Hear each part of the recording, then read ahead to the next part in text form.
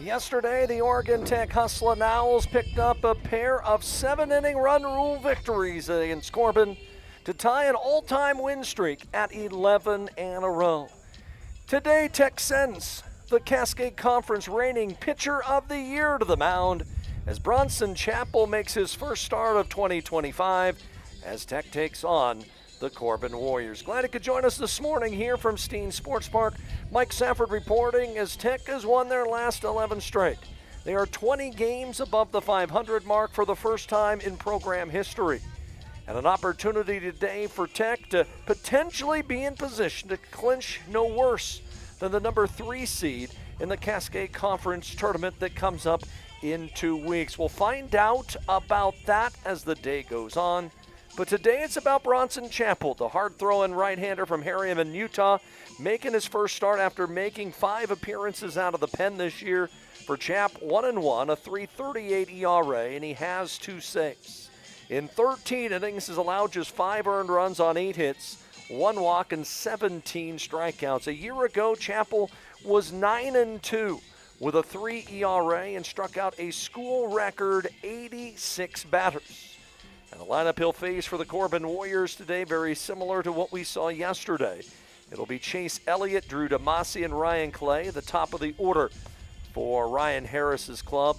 Peyton Rickard, the second baseman, Joshua Miyazawa, the catcher, and Isaac Bateman, the shortstop. Bottom third of the order, it's Lucas Mertlich, Noah Owens, and Fran Gross. They'll send a lefty to the hill in Game 3 of the series. Chris Schaefer, who is the ace of their staff, 2-6, a 5.84 ERA, as he will get the ball here in Game 3. We're set to go here from Steen Sports Park on a cloudy Saturday morning. Leading off the Corbin first is the center fielder, number 18, Chase Elliott. Yesterday, Tech picked up victories 14-3 and 15-5. They capitalize on a multitude of walks by the Warriors in the opener, and then strung together 6 hits and 8 runs in the first inning of the nightcap to chase the starter and come away with that victory. Corbin at 12-32 coming into play today as Chase Elliott to stand in, and Bronson Chappell in that electric fastball, and it's fouled off. Bronson Chappell will sit low 90s with that fastball, also has the slider that really falls off the table. Elliott yesterday was 2 for 8, got the start in both games out in center field. As Chappell with the count at no balls and a strike, and the delivery, there's another fastball right across the letters. It's 0-2. Elliott hitting .263 on the year, has a couple home runs. And he has driven in 14. Is Horner going to set up over the outside part of the plate? The 0-2 pitch is a little hot. Chappell worked twice during the series against Warner Pacific. Picked up a 3-inning save behind Tim Williams in the opener. And then came back and got the win in Game 3. As the 1-2 is the slider. Oh, boy. First strikeout of the day. Elliott way out in front of that pitch. That was almost out of the left-hand hitter's box. 1 out here in the inning. Batting second, the first baseman, number 25, Drew DeMasi. Again, Chappell last week moved over the 100 strikeout mark for his Oregon Tech career. He has aspirations of potentially pitching at the next level. As the righty's pitch is fouled off, strike 1. Bronson Chappell, the one guy that wonder if he might take advantage of that extra year of eligibility that some seniors this year have been allotted. 0-1, swing and a miss on the slider. We got word this week that Tech point guard Jamison Guerra has signed at Idaho State and will play a 6th year of college basketball. 0-2, fouled off. I saw a couple other players from the Cascade that were seniors are going to move on to Division I programs next year. Now, if he were to get that extra year, it would have to be at a Division I program. Demasi yesterday 0 for 3 with 2 strikeouts in game 1. As the righties pitch, high fastball. Defense behind Chapel the same as we saw yesterday. Macy and Barry, Saracusa and Ortiz the infield. Tam, Bradshaw, and Jones the outfield. Tyler Horner doing the catching as the 1-2 to the plate. Slider got him. Back-to-back Ks to open up the game for Bronson Chapel. He set him up with a high fastball, then went away with a slider. Batting third baseman, 33, Ryan Clay. The batter will be Ryan Clay. Senior from Spokane, 390 on the year. That's tops on his team. A guy who has the numbers to be an all-conference pick again. That all-conference team is going to be a tough one. As the pitch lined into left center field, long run for Colatam. It will slide past him and roll near the wall. Clay will get to second. Thought about trying to go to third and decided against it. It's a play right there where I think Tam trying to make a big play. Thought, you know what, play that one on a hop, leave him at first base. But Corbin, a base runner in scoring position with 2 outs and another left-handed bat, is Peyton Rickard. The second baseman, 26, Peyton Rickard. Peyton Rickard, the top RBI guy for the Warriors. He has driven in 43. If you look up and down the conference this year, at every position, and there are multiple good players at every spot. As the toss to home plate to Rickard, that one bounces in, and the runner's going to get to third. That one short hops Tyler Horner, and down to third base will go Clay. Again, the first start of the year for Bronson Chapel. Made his season debut up at Lewis Clark State. Got a save up there. The toss of the plate popped up into left center field. Who wants it? It'll be Tam to track it down, and that will end the inning. No runs, a hit, 1 left. We go to the bottom half of inning number 1. It's Corbin nothing. Tech coming up. Experience is everything at Klamath Falls Toyota. Experience digital solutions like an online buying process, fast and easy. Estimate your payments. Nice. Value your trade-in and get pre-approved for financing. Do all the paperwork remotely. Choose in-person pickup or at-home delivery. We even offer airport pickup. Klamath Falls Toyota, where experience is everything. When you buy tires at Les Schwab, you're getting more than just tires. You're getting America's best tire warranty, 60-day satisfaction guarantee, no hassle road hazard protection, and free maintenance for the life of your tires. So if something happens to your tire on the road, we'll fix it, or we'll replace it, no questions asked. Other places make you pay extra for that kind of protection, but at Les Schwab, it's included with every set of tires, because more warranty means less worry, and nobody stands by their tires like Les Schwab. Get more from Les.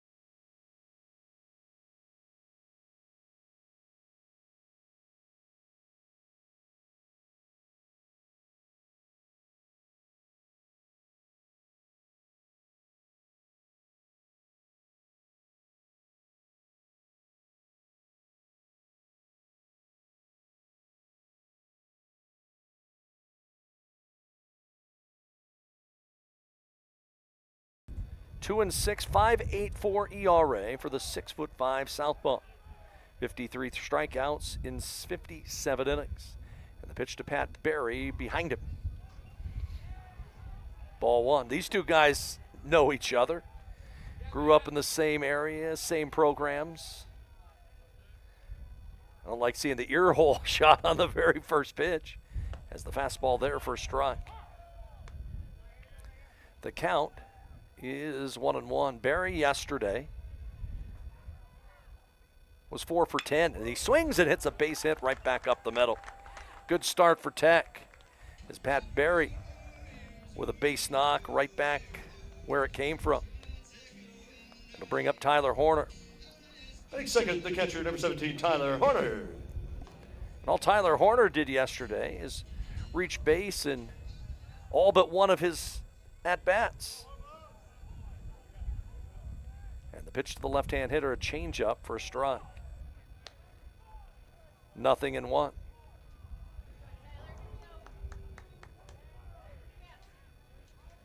Runner at first base, and the pitch to Horner, a swinging strike on a good fastball away.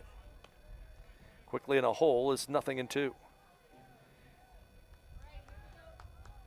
Tech did not face Schaefer in the first time they faced him up in Salem. As he'll throw over to first base, and diving back into the bag goes Pat Barry. 14 stolen bases for him. And the toss to Horner, a swing and a miss, an elevated fastball, and on 3 pitches, Tyler Horner sits down. 1 out here the inning. The right fielder, number 18, Julian Jones. So it'll take a little while to get a scout. Similar to what Corbin's going to have at least this year with Bronson Chapel. Julian Jones, 45 RBI on the year, and the pitch to him, a check swing and a pitch that was a little low. And it's ball 1. 11 home runs, 16 doubles. And Jones' batting average at .369 on this overcast day. And they will get a throw over to first base. Dancing over there as he typically does is Pat Barry.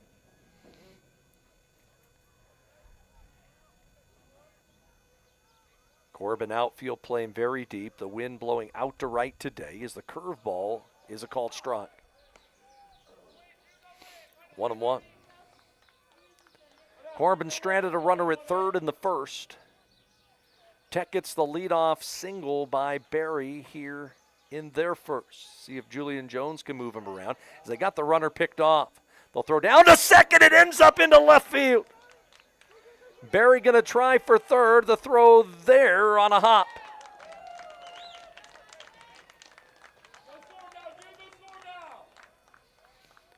So Tech with a chance.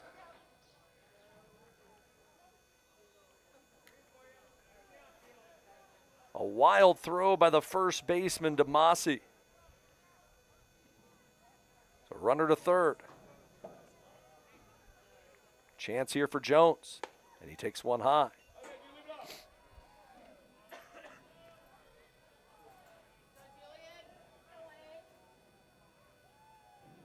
Sacrifice fly comes into play for Jones. He's second all time in that category as Schaefer misses up. It's 3-1. Tech yesterday, 14 runs in the opener, 15 in game 2. They've scored 10 or more runs now in 6 straight games. That's a new program best. As that pitch bounces in, actually hits Jones, so he adds to his all-time record. First and third with 1 out. The first baseman, Matthew Ortiz. The batter is Matthew Ortiz.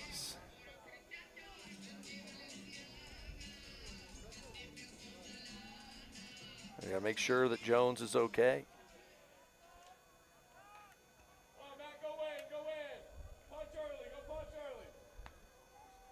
Tech trying to get an early lead. Runner goes. The pitch downstairs. And in at second goes Julian Jones with his 24th stolen base. That takes over the team lead from Colitam, who'd had the lead all year.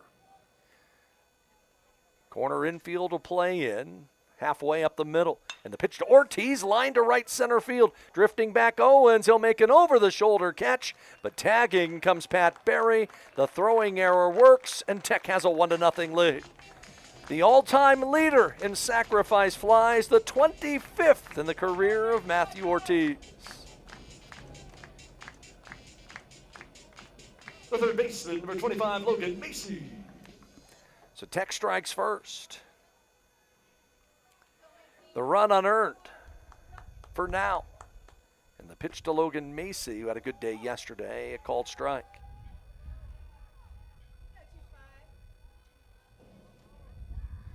Matthew Ortiz picking up RBI number 46. And up steps Logan Macy, hitting .286 on the year. And the lefty misses up again. It's 1-1. Macy 3 for 4 yesterday, knocked in 3. And the lefty's pitched to him. That's a strike. Inside corner fastball. It's 1-2. Logan Macy now with 18 RBI. Come through with a couple big hits yesterday as the delivery fastball popped up off the first base side and out of play. Pat Berry leads off with a single. Moved to third on a throwing error on a pickoff. 1-2. Outside again with a change. The hit by pitch to Jones stole second, and then the sac fly by Matthew Ortiz gets home the run. You can hear that wind gusting from foul pole to foul pole, left to right field. From the full windup, here's Schaefer. And it's ball 3. Tech expected to throw Carson Glavich in game 4 today. Glavich a chance to tie the league in wins as that pitch skied to right center field, fairly deep, drifting back. Elliott still going back. Track went on the warning track right up against the wall. Elliott makes the catch to retire the side. You could see the wind carry that one off the bat of Logan Macy, and a great running catch by Elliott to end the inning. Tech will settle for a run on a hit, 1 big error, and 1 runner left. We go to the second with a score. Tech 1, Corbin 0. At Rogue Credit Union, we don't answer to shareholders. Instead, we return earnings back to our members. We know that we're stronger when we work together, and that's why we're invested here, living, giving, and supporting local. We're your friends and your neighbors. We know the needs of our communities. Being a part of Rogue means that our focus is on our members, and when you prosper, we prosper. See the credit union difference and how being a part of something smaller can have a bigger impact.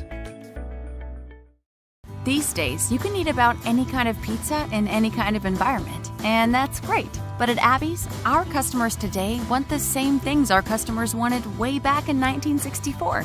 Delicious pizza, shared with family and friends in a fun, casual setting. If that sounds old-fashioned, that's sort of the point. From our 36 locations, Abby serves the kind of traditional pizza that traditions are made of. Good to the last slice. Abby's, a legendary pizza tradition. Yum.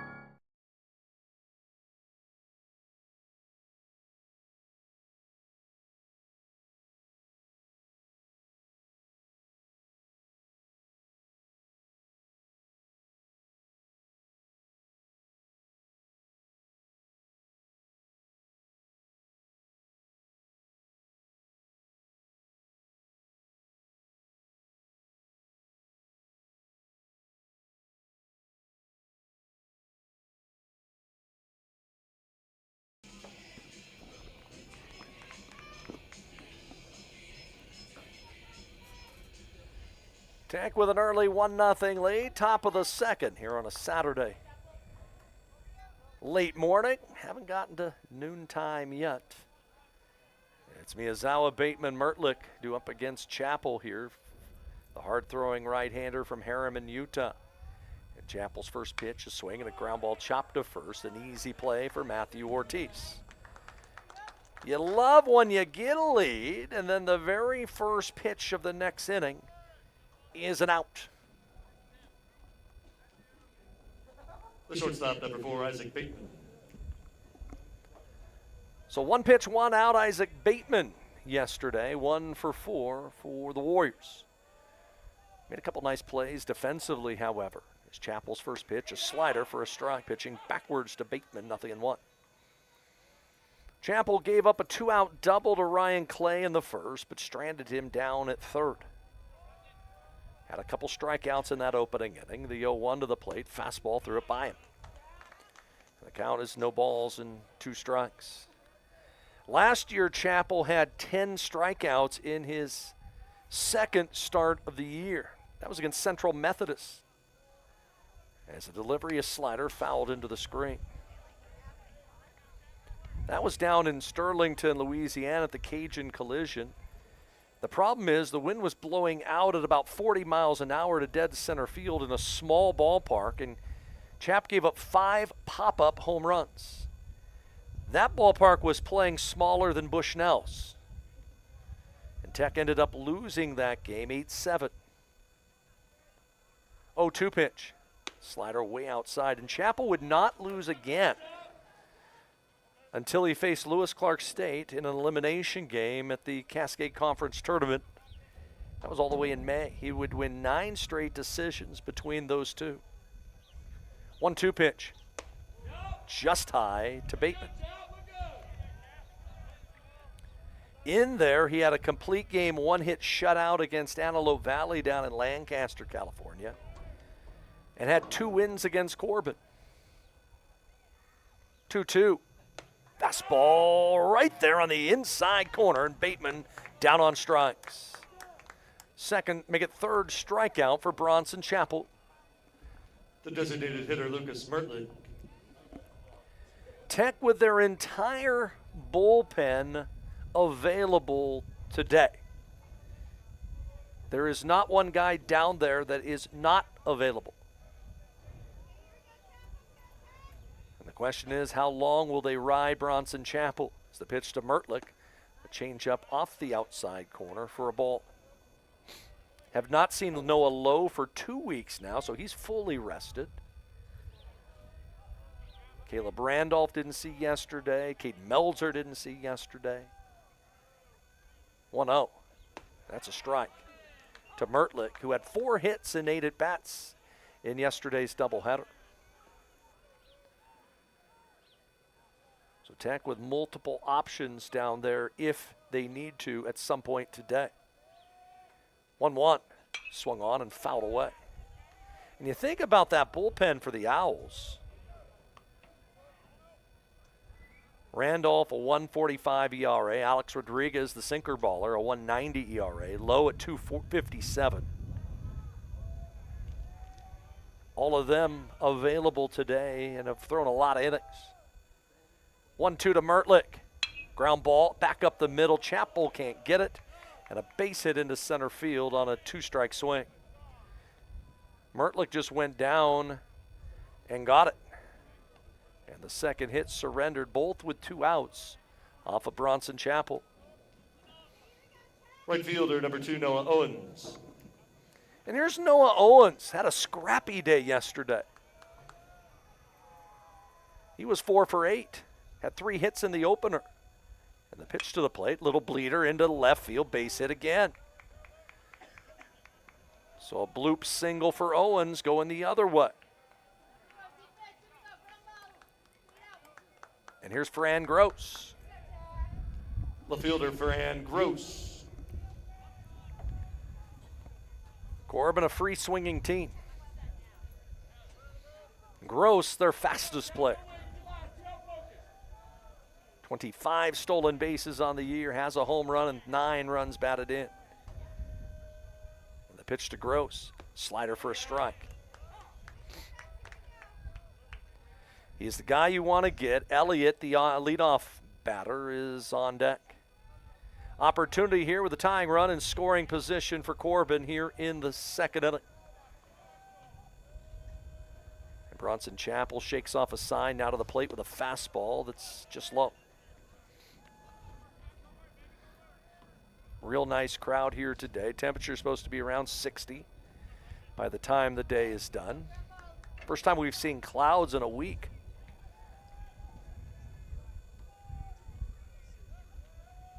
1-1 to Fran Gross. Is a fastball, and he threw it by him. A ball and 2 strikes. Gross from Santo Domingo in the Dominican Republic. Back in my pro baseball days, we just shortened it down to the DR. So many great ball players have come from Santo Domingo over the years.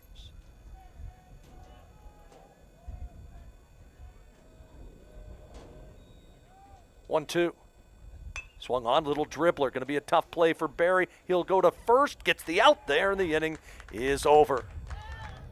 Fran Gross flying down the line, but Pat Barry, he knew his arm was better. No runs, 2 hits, 2 left. We go bottom 2 with Tech leading 1-0.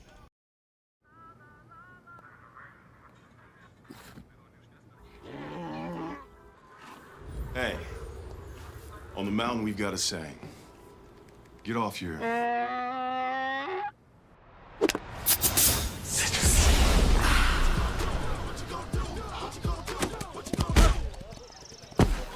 Touchdown! Woo! Mountain Dew! The cars we drive play an important part of our everyday. Whether we're going to work, dropping off the kids at school, or maybe even on that first date. Vehicles we drive play an important role in all of that. And that's why at Klamath Falls Subaru, we are so passionate about getting you the long-lasting vehicle that you will love.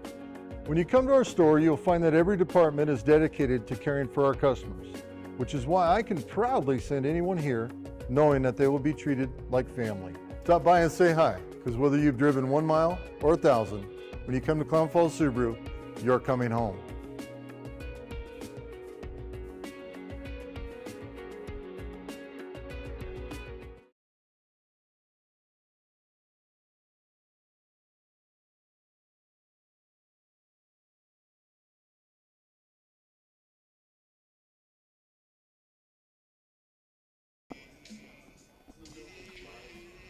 Tech was 6, 7, and 8 in their order against the left-hander Chris Schaefer, with the Hustlin' Owls posting a 1-0 lead.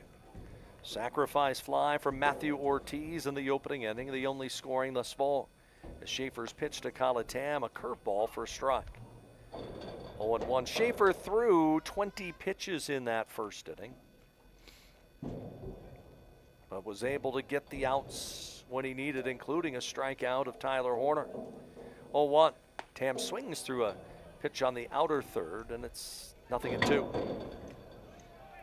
Schaefer ranks number 5 in the league in strikeouts coming into the week with 53.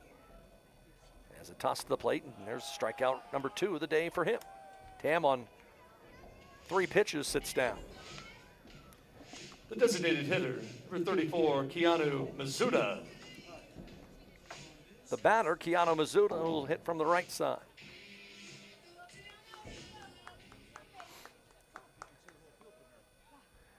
Corbin has another power arm we'll probably see in Game 4, and that's Josefan Gonzalez. Both of them in the top 10 in the league in strikeouts after yesterday's play. As the pitch hit hard down the third base side, just foul past Clay off the bat of Mizuta. And the count to 1-1. The other games around the league today, College of Idaho and Warner Pacific play 2 in Portland. Lewis Clark State and Bushnell play 2 in Springfield. And British Columbia is at Eastern Oregon. As Mizuta swings and hits a towering fly ball foul off the left field side. That'll find its way down into the parking lot. Bang off a blue car down there for strike 2. Tech got help yesterday in the games elsewhere. As the 1-2 to Mizuta, a swing and a miss on a high fastball. Back-to-back strikeouts for Chris Schaefer. Center fielder Dane Brenshaw. Yesterday, Lewis Clark State swept a doubleheader at Bushnell, winning 10-5 and 11-10. But the big help was Eastern Oregon walked off UBC as Bradshaw takes a strike. A home run in the bottom of the 9th inning gave Eastern a 11-10 win over the T-Birds. 0-1, high and away with a change. And so Tech now 4 back LC with 6 to play. UBC a game back of LC in the league standings, and Tech a 3-game lead on Bushnell for the 3rd spot in the conference tournament. As Bradshaw laid on a change, it's 1-2. Dane was 2 for 6 yesterday, had a 9-game hit streak snapped in the opener, but then came back and had a couple hits and a couple RBI in the nightcap. As a delivery, a swing and a miss, and striking out the side is Schaefer here in the 2nd. Tech down in order, we move to the 3rd. It's 1-0. Hustlin' Owls.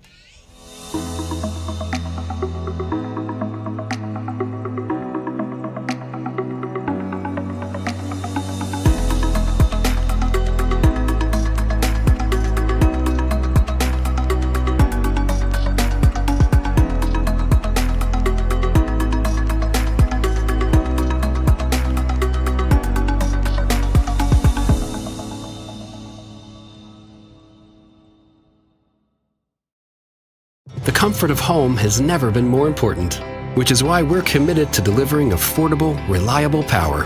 Our reliability track record is 99.98%, and we're always working on new and better ways to go even further.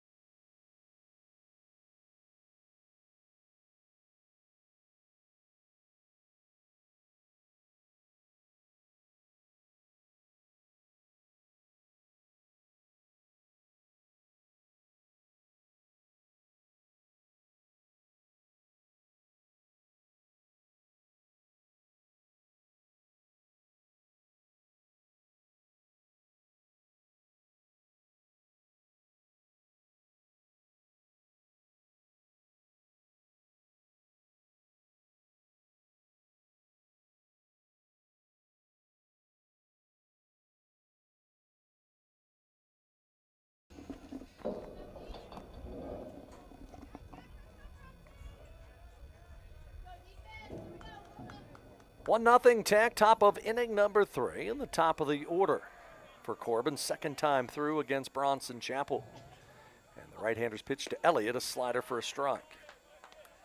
0-1.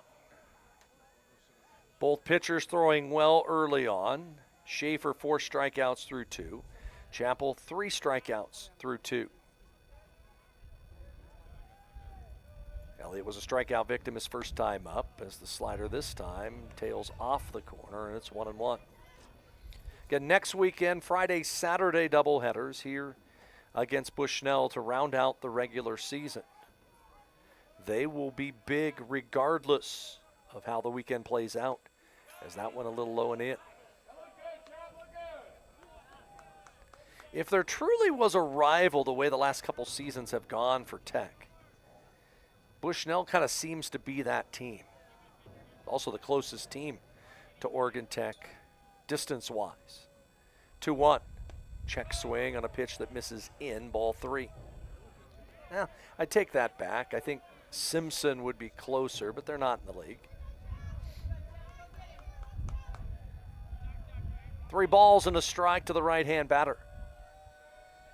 And Chapel's pitch. That's outside, and just the 2nd walk so far this season surrendered by Chapel. And the tying run aboard for the Warriors here in the 3rd. The first baseman, Drew DeMasi.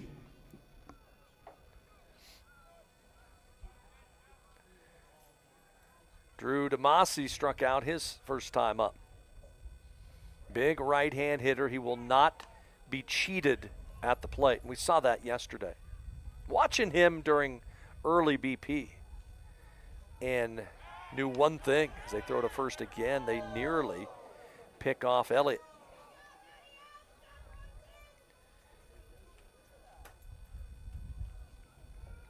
Elliott over there at first base with 12 stolen bases. Chapel long pause. He'll come plateward with a fastball, And Demasi fouls it off. Corbin, a team that will swipe banks. As we talked about it yesterday, the Warriors are second behind Tech in stolen bases in the league. 0-1. Slider downstairs. It's 1-1.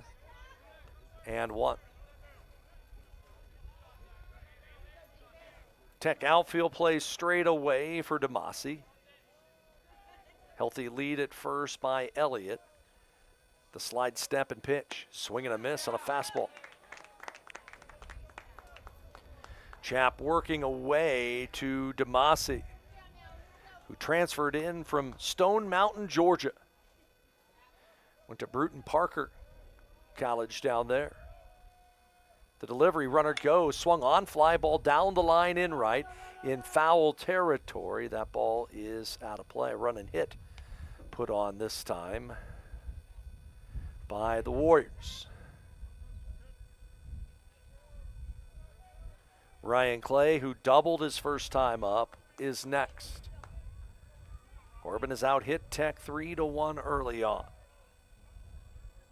1-2 again. Swung on, popped up behind us. And Demasi lives to see another day. Yesterday, the Tech softball team, a pair of wins, completed a 4-game sweep of Carroll. They still have their league title hopes alive. As the 1-2 to the plate, swung on, fly ball deep down the left field side. Colatam going to make a long run, can't get to it. Heading towards third and in there and into second with a double goes Demasi. That was just off the end of the bat, and he blooped one down the left field line. And so Demasi with the double, and Corbin in business with 2 on and nobody out. The batter is Ryan Clay. And Demasi was just guessing on that swing, it seemed like, and just hit it right off the end of the bat, but blooped it down the line into left field. And now a golden opportunity for the Warriors to get even or take the lead. And the pitch to Ryan Clay is a swing and a ground ball through the right side, a base hit. They'll tie it. They'll hold the runner there at third base. They're not going to test the arm of Julian Jones. So Clay on the first pitch he sees singles through the right side. 3 consecutive hits to open the inning for Corbin. And we are tied at 1. And the Warriors have made an adjustment here, second time through the order against Bronson Chapel. Peyton Rickard, the batter. He flew out to left his first time up, and he takes a pitch inside and low for ball 1.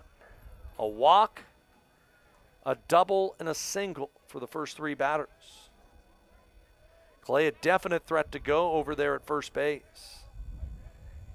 And Chapel, long pause, now to the plate. It's a ground ball hit to the right side. Saracusa's only play will be to first, and Corbin will take the lead.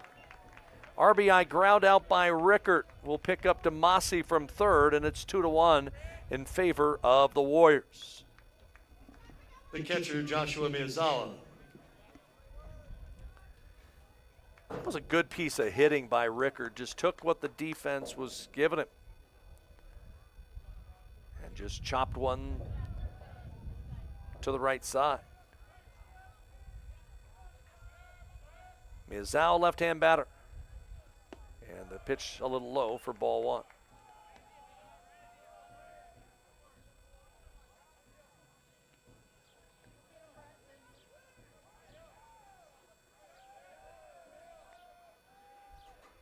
Five hits already for the visitors.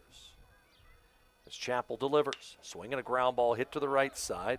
Ortiz will flip to Chapel at the bag for the second out. And over to third will go Clay. So a couple softly hit balls the other way off the bats of Rickard and Miyazawa. And now it's Bateman. The shortstop, Isaac Bateman. The run that has been allowed by Corbin is an unearned run, as that pitch misses in.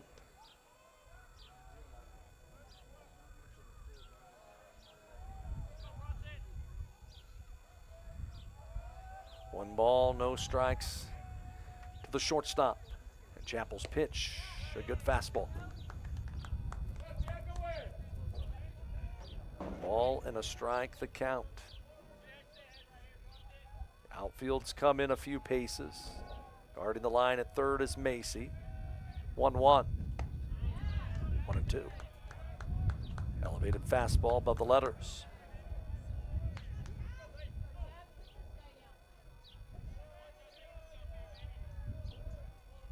Setting up outside Horner. See if they throw the slider. They throw fastball just above the letters this time. It's 2-2.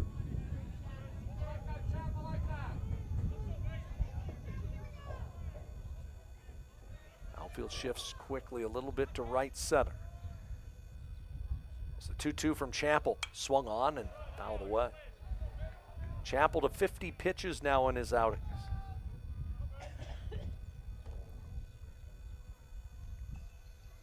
Ryan Clay standing 90 feet away here with 2 down. Same spot he was in the first, and he was stranded. Chappell's 2-2. Swing and a miss. Got him to end the inning. However, Corbin takes the lead. 2 runs, 2 hits, 1 left. We go bottom 3, new score. It's Corbin 2, Tech 1. When you buy tires at Les Schwab, you're getting more than just tires. You're getting America's best tire warranty, 60-day satisfaction guarantee, no hassle road hazard protection, and free maintenance for the life of your tires. So if something happens to your tire on the road, we'll fix it, or we'll replace it, no questions asked. Other places make you pay extra for that kind of protection, but at Les Schwab, it's included with every set of tires, because more warranty means less worry, and nobody stands by their tires like Les Schwab. Get more from Les. At Rogue Credit Union, we don't answer to shareholders. Instead, we return earnings back to our members. We know that we're stronger when we work together, and that's why we're invested here, living, giving, and supporting local. We're your friends and your neighbors. We know the needs of our communities. Being a part of Rogue means that our focus is on our members, and when you prosper, we prosper. See the credit union difference and how being a part of something smaller can have a bigger impact.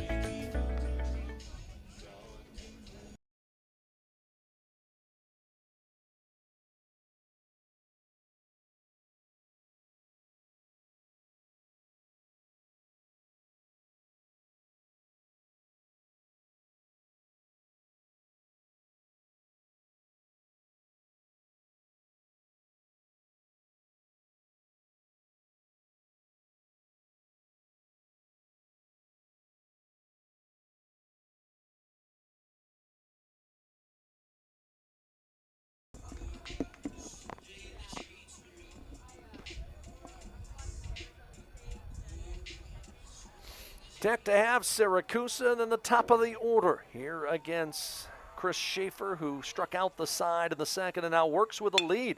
And Syracuse first pitch swinging, hard ground ball to third, and Syracuse to reach.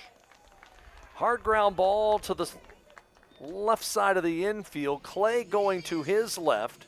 Caught a kind of a bad hop that time and kind of put the ball down, and that thing kicked up and hit the heel, and Syracuse aboard. The shortstop, Patrick Berry. And so now you get to see how this will play out.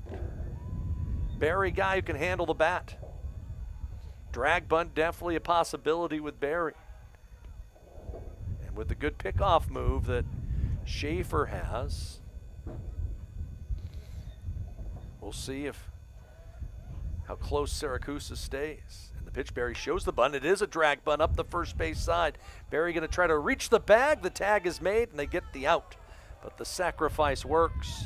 If Berry had pushed that towards the pitcher just a little bit more, would have been a single. Nice tag made by DeMasi. The catcher, Tyler Horner.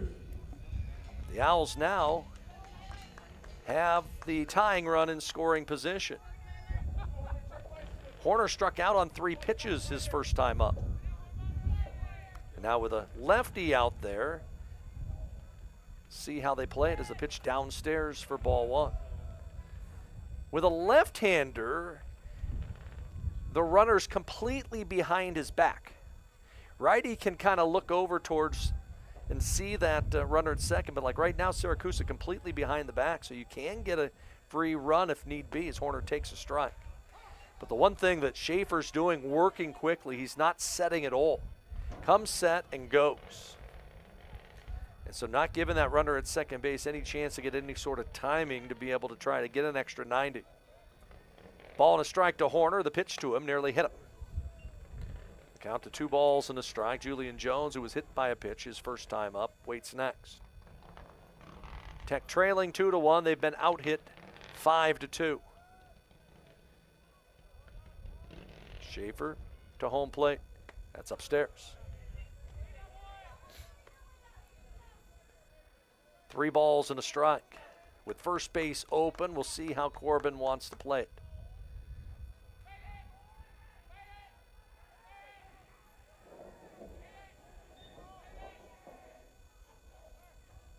Three-one.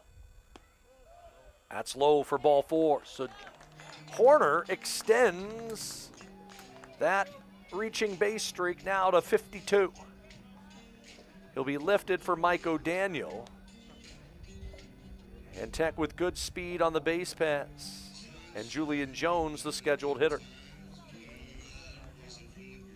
The right fielder, Julian Jones. Jones got hit for the 54th time in his career during that first AB.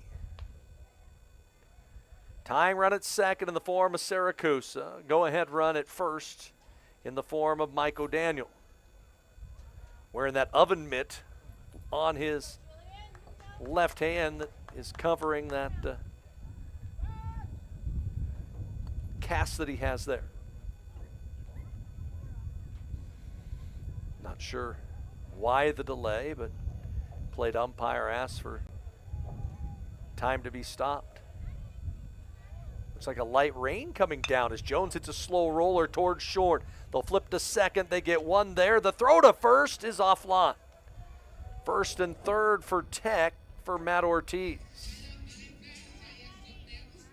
So they get the lead runner in O'Daniel. Siracusa moves to third.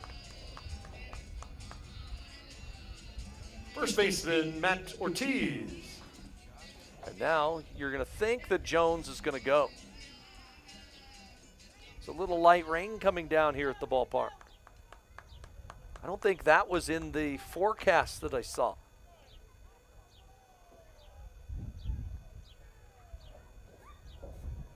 Schaefer trying to get out of this jam. The pitch to Ortiz, a curveball, strike one call.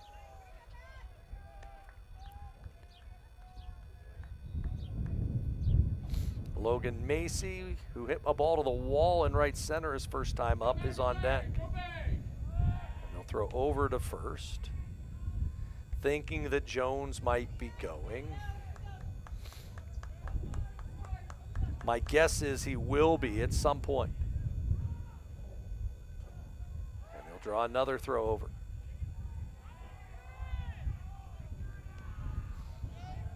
A lot of activity going on here at Steen Sports Park today. We talked about it yesterday. Had to get here early to get a parking spot. Runner goes. The pitch line foul off the right field side. And Ortiz in a hole at 0-2.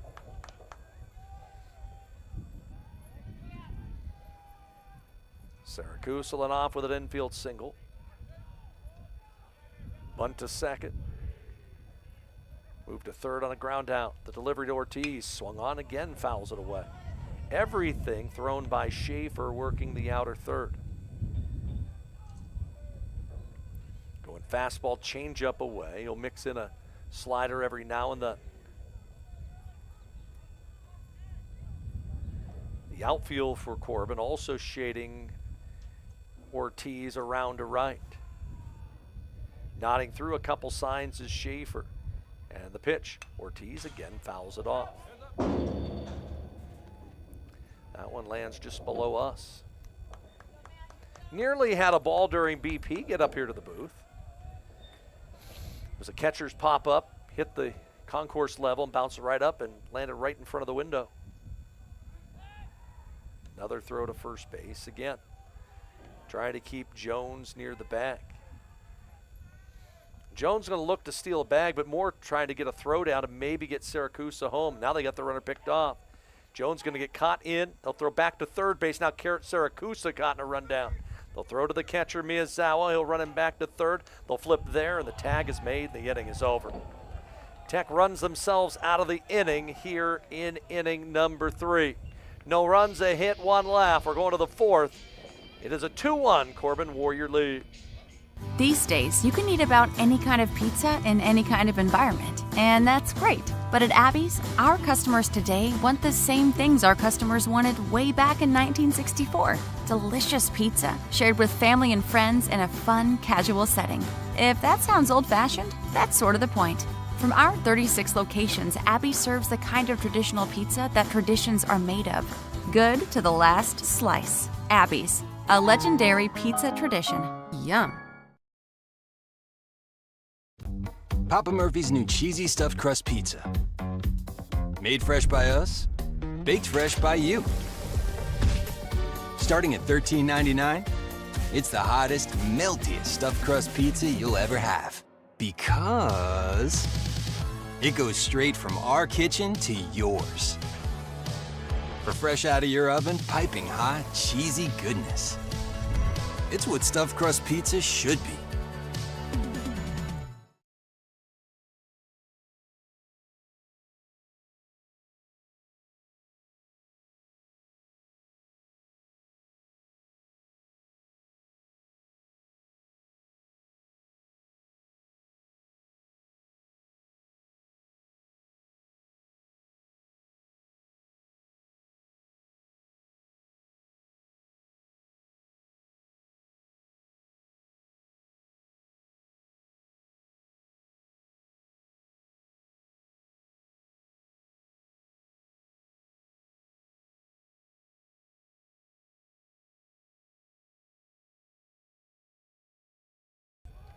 Lucas Mertlich to start off the Corbin 4th inning.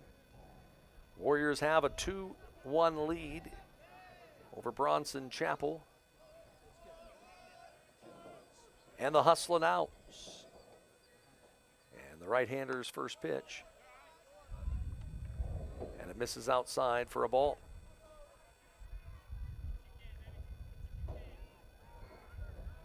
Mertlich. Left-handed batter from Puyallup, Washington. He takes a fastball off the corner again, and it's 2-0 in the 3rd inning. Chapel walked the leadoff man. He came around to score on a single by Ryan Clay. And that pitch, a high chopper to first. Ortiz will flip to the pitcher covering at the bag. PFPs work perfectly for the first out. Right fielder Noah Owens. It was one of the things that I loved working with my youth teams when they got to be that age was pitchers fielding practice.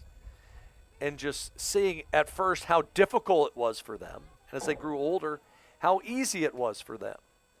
As the pitch inside to Noah Owens. And you think about it, the casual baseball fan doesn't realize the difficulty of any ball hit to the right side. As the 1-0 to home plate is a strike. That ball hit slowly up the first baseline. Does the pitcher go get it? Does the first baseman go get it? And then who's covering the base? It's the 1-1 to Owens, chopped towards third. Macy on the high hop has to hurry the throw across. Picked out of there by Ortiz. Nice play by Matt over at third. The throw a little bit off the mark. The fielder Fran Gross.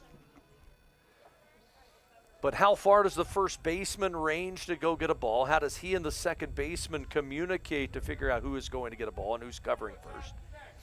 All the while, the pitcher has to be in position to do that as well. As a toss to Gross, a ground ball hit through the left side, a base hit. Now we get to see Van Gross looking to try and steal a bag. His first hit of the series. And the batter is Elliott. Center fielder Chase Elliott.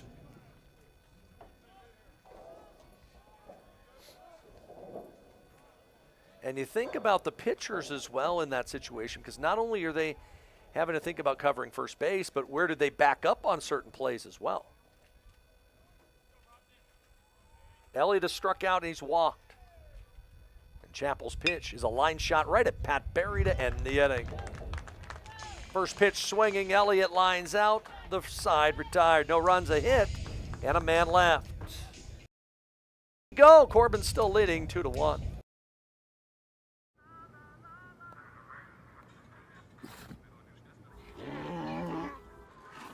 Hey, on the mountain we've got a saying.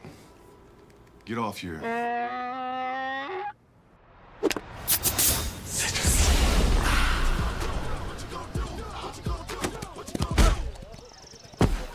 Touchdown!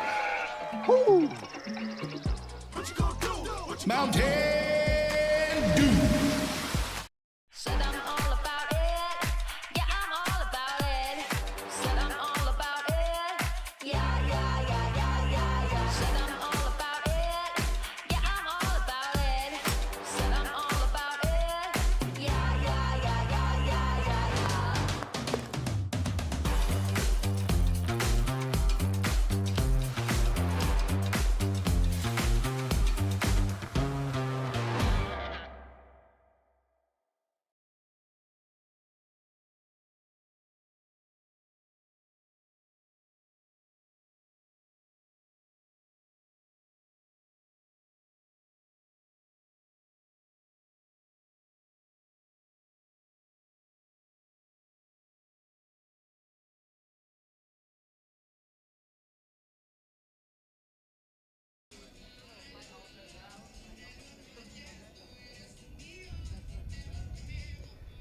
Matt Ortiz to start things off, middle of the order for the Hustlin' Owls. Ortiz was up when it was a pickoff at third base, and Ortiz just a simple check swing that time and just punches a ball past Rickard into right field for a base hit. That was just taking what the defense was giving you. The third baseman Logan Macy. There was nothing much with that swing. It was just dink a ball through the big hole on the right side. So Tech with a base runner.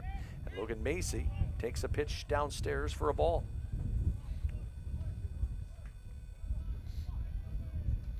Following high school baseball right now, my son's team taking on Hidden Valley. That's Isaac Hill's alma mater. So it's Isaac Hill against Jacob Cook's team today, as they'll draw a throw over to first base.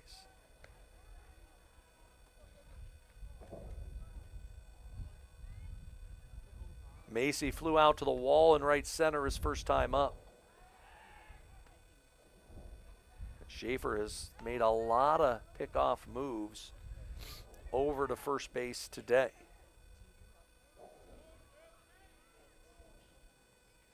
Delivery to Macy outside and low.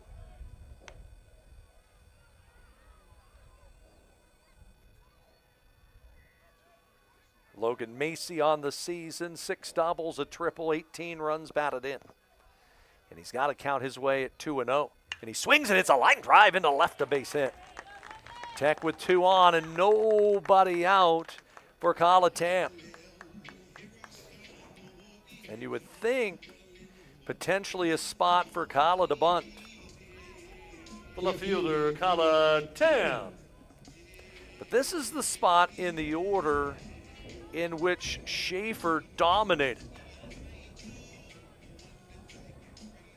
Schaefer struck out Tam, struck out Mizuta, struck out Bradshaw on 11 pitches as Tam shows the bunt and he takes a curveball for strike 1.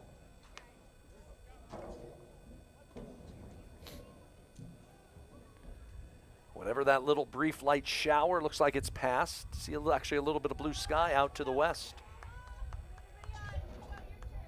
Ortiz at second, Macy at first. Infield in, runner's gonna fake going. The curveball is on the outside corner for strike 2. That looked way off the plate. Miyazawa had popped up out of his crouch. I don't know if the plate umpire even saw where the ball crossed home plate. But now Tam trying to somehow get him over the pitch. That's way high.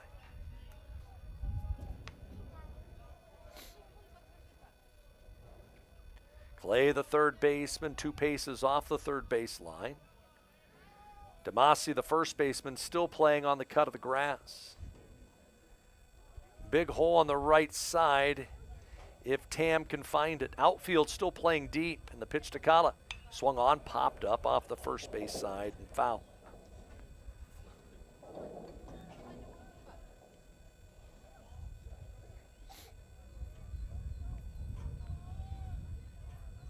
Tam with 4 homers, 37 knocked in on the year. Opportunity here for Tech to try to get even in the 4th. And they'll back pick to second and nearly throw it into center field. Rickard, the second baseman, slowly pops in ahead of Ortiz.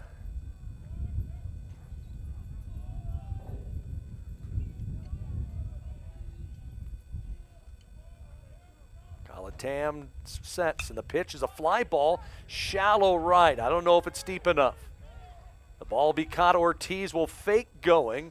The throw will be cut off. So that does not get the job done. 1 out. Designated hitter Keanu Masuda. Tam kind of threw his bat at the ball that time. Owens got himself in a position to make a strong throw. Tech did not want to challenge that arm. Mizuta struck out his first time up, and he takes strike 1. Pitching backwards is Schaefer once again.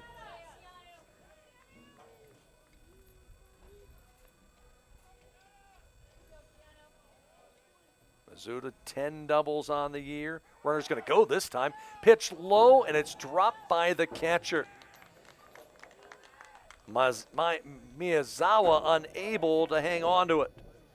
So Tech sent the runners. Ortiz able to swipe second. Macy in it.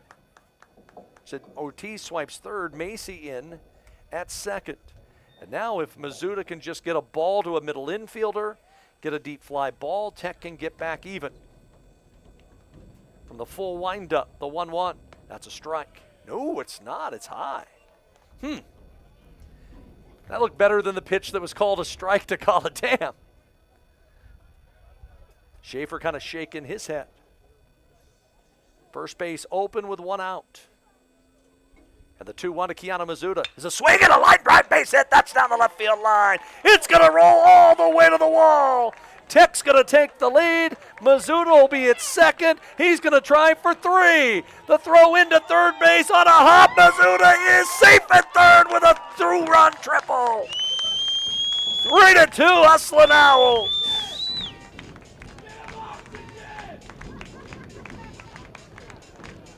Mizuta was not going to be cheated out of a 3-base hit. The batter, the center fielder, Dane Bradshaw. They had Mizuta played a little bit towards left center, and Gross was on his horse trying to get to the ball in left and just couldn't get to it. And the relay throw by the shortstop Bateman 2-hopped to the third baseman Clay, and Mizuta able to leg out his first triple of the year. And Tech able to regain the lead here at 3-2. And the batter is Dane Bradshaw.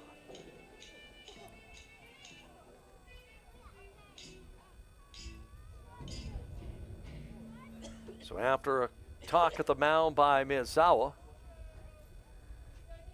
see how Corbin plays their infield. They will continue to play their infield back. The pitch by Schaefer. Bradshaw takes a strike. Keanu Mizuta, a 2-run triple here in the 4th. 0-1. A little high. Tech pieces together the rally. That double steal was huge. 1-1. Bradshaw takes it on the inside corner, a fastball. The count is a ball and 2 strikes. 2 across here from Tech in the 4th. The toss to Bradshaw, swing and a miss. And Dane for the 2nd time today will sit down. Second baseman Corey Siracusa. Good curveball that time by Schaefer. He just swung right over the top of it, did Bradshaw. Once again, you think back to the Ortiz single to start the inning. That's all Dane needed to do there, is just fist a ball to the second baseman. The pitch to Siracusa, and he swings and misses. Siracusa had himself a bad hop single back in inning number 3. But he was picked off of third and a rundown to end the frame. Siracusa blooper, shallow right center field. That's going to drop a base hit. Siracusa, big turn at first. He'll hold on with an RBI single, and the deep defense played by Corbin burned him there. It is 4-2 Hustlin' Owls as Siracusa picks up RBI number 19. The shortstop, Patrick Berry. The batter's Pat Berry. So able to score was Mizuta on the play. 3 across for Tech, and Berry swings and hits a line drive to left. Fran Gross took 1 step to his right, made the catch. The side is retired. Tech, though, able to score 3. On 4 hits, they leave a man. We go to the 5th. New score, Tech 4, Corbin 2. Experience is everything at Klamath Falls Toyota.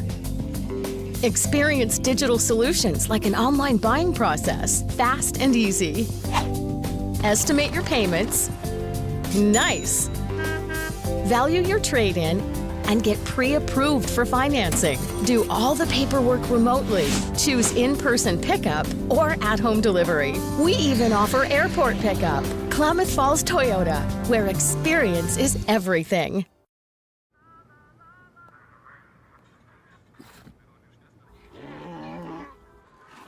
Hey, on the mountain we've got a saying. Get off your...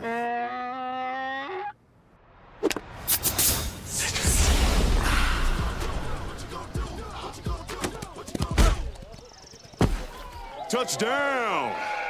Woo! Mountain Dew!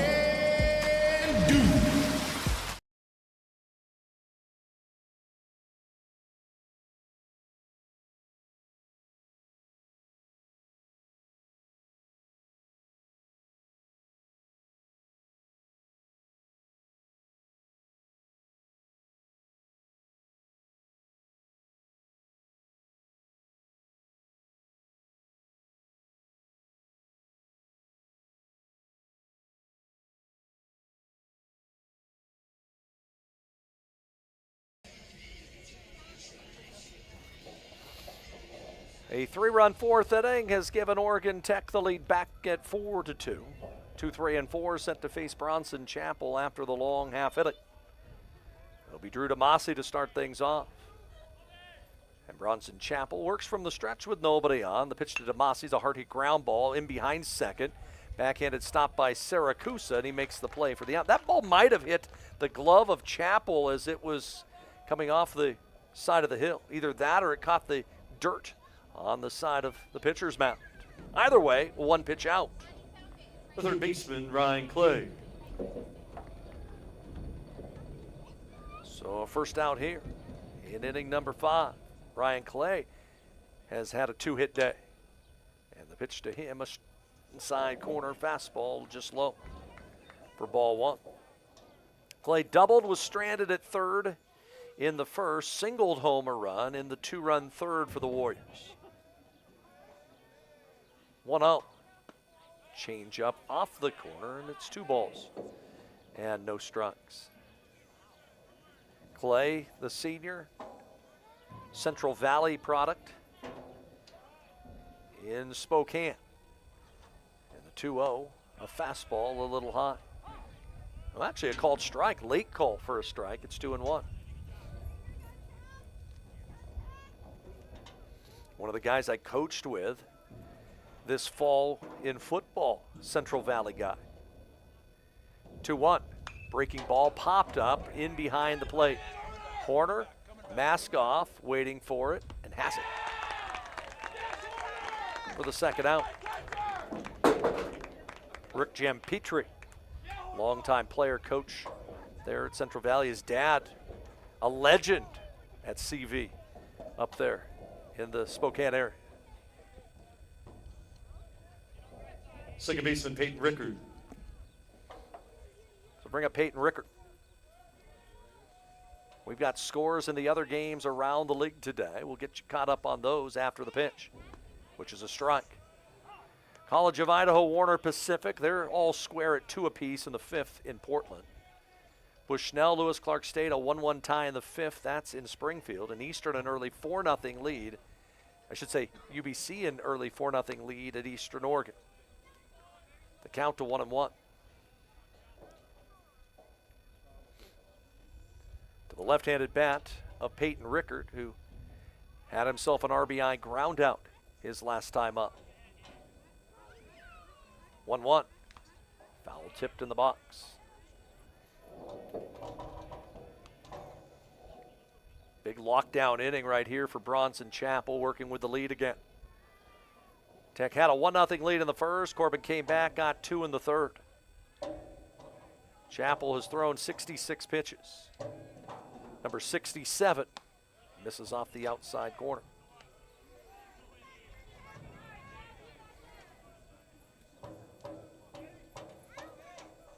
Left-handed bat of Peyton Rickard, transfer from Yakima Valley College.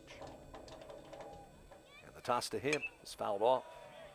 The Yakima Valley Yaks playing there at Parker Field in the Palm Springs of Washington. They've had some really good players over the years come play in Cascade Conference schools. 2-2, swung on, little blooper, hit towards third. Macy over the shoulder, can't get it. Rickard didn't get out of the box quickly, and he gets himself a bloop single, and that's really what Corbin has done. They haven't hit many balls hard. It has just been dinking and diming. But a base runner brings the tying run to the plate in Joshua Miyazawa. The catcher, Joshua Miyazawa. Joshua Miyazawa is 0 for 2.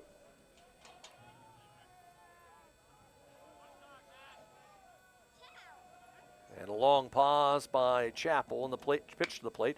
Chop to Syracuse at second. He'll throw to first, and the inning is over. 2-out singles, all Corbin gets. We're halfway home in the opener. Tech leading 4-2.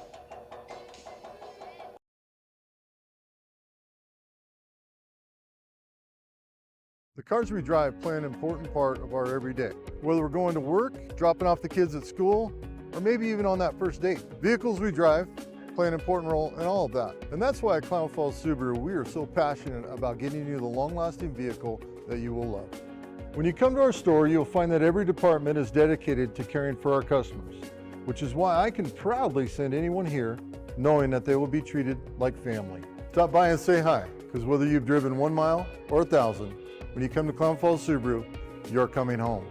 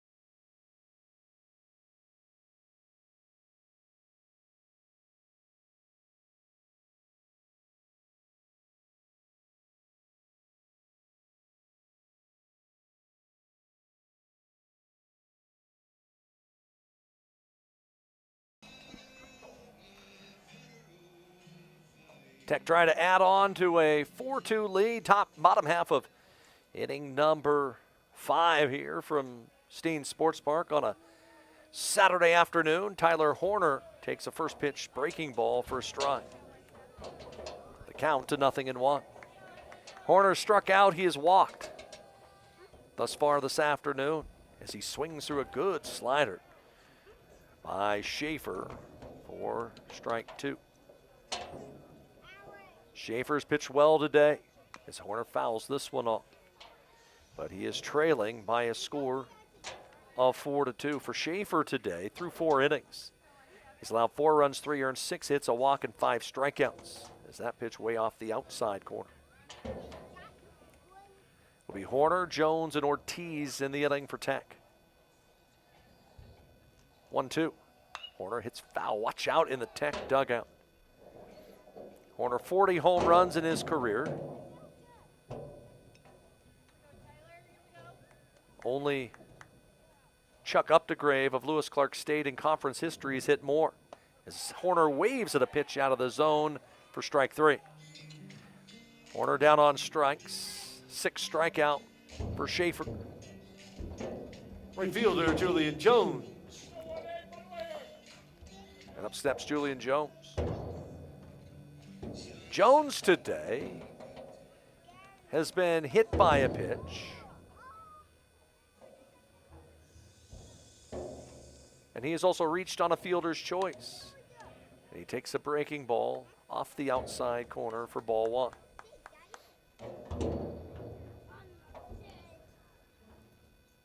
Temperature in the mid-50s at the present time as Jones swings and hits a ground ball off the third base side and foul. 4 runs, 6 hits for Tech, 2 runs, 7 hits, and an error for the Warriors.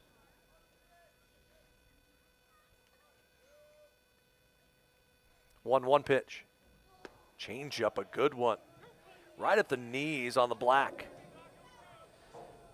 And that is such a difficult pitch because now you come back with a fastball and it looks the same coming out of the hand. And that pitch hit deep down the left field side, but it'll hook foul. Way out of the play off the bat of Julian Jones out in front of a pitch as Schaefer tried to work in on the hands there. And just a loud strike. Schaefer has thrown 70 pitches. And pitch 71, fouled away one more time. Again, next week, the final series of the year. Corbin takes on Warner Pacific. Eastern is at College of Idaho, and UBC is at Lewis Clark State. As the count to 2-2. We'll have Bushnell here for the final series. 4 of the 5 playoff spots have been clinched. Bushnell, Tech, UBC, LC. That 5th spot will come down to that final weekend. 2-2 to Julian. Swung on again, fouled away. It'll be the 8th pitch of this at bat. Nice job by Brady Culp getting some airtime. Jogging in and getting the balls to the plate umpire. The delivery. Swung on, hard hit ground ball towards short. Staying down on it is Bateman as they're a little high, but able to stay on the base is Damasi for the out. 2 away in the Tech 5th. First baseman Matt Ortiz. As the batter is Matthew Ortiz.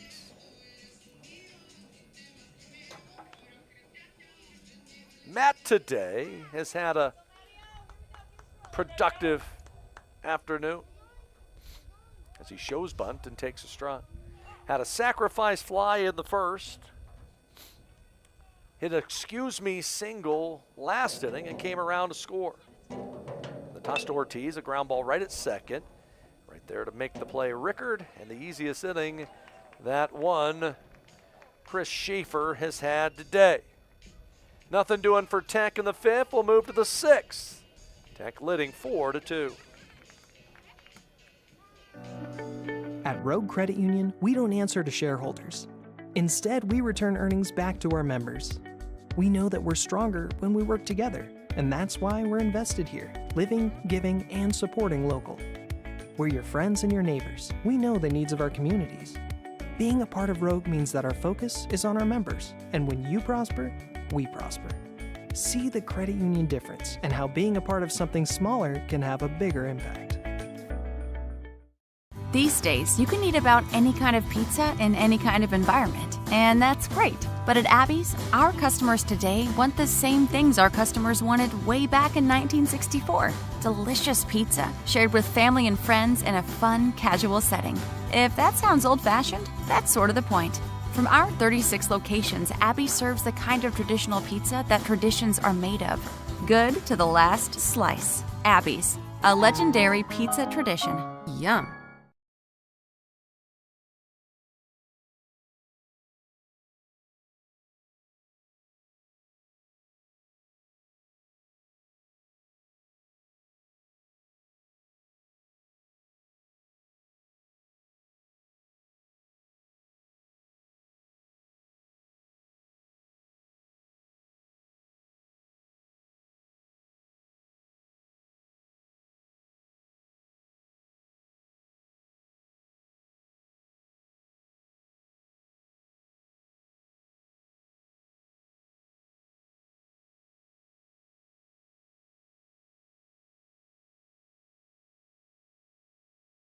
Off the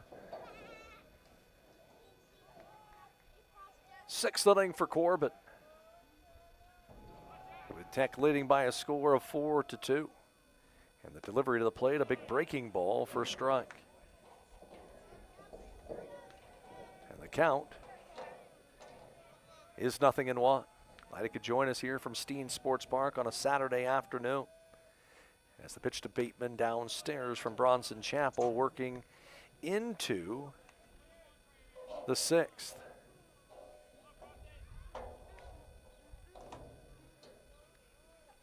Bateman from the right-hand side, right on top of the plate. Chapel's slider fouled off.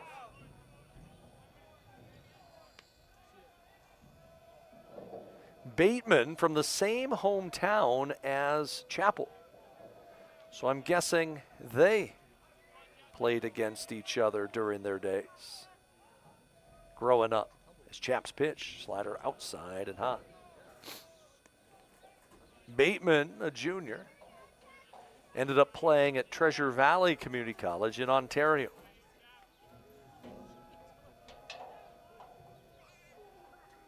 Two-two pitch. Fastball lined down the left field line, hooking into the corner. That's in there for extra bases. Probably the hardest hit ball we've seen today for Corbin. And Bateman in at second with a leadoff double. Chapel tried to sneak a fastball by him on the inner third. Bateman was able to get the barrel through the zone and get a quality swing into the left field corner. Designated hitter Lucas Mertlich. Looks like for Tech, first guy up, maybe Caden Melzer today. Little scurrying down in the pen for Tech. Chapel look back to second base and lobs it slowly back to Barry. You could see Bateman back there just laughing it up back there with Barry. Tech with a big shift on for Mertlich. And Chapel's pitch, a good changeup, gets away from Horner for a second, but no advancement by Bateman at the second base pillow.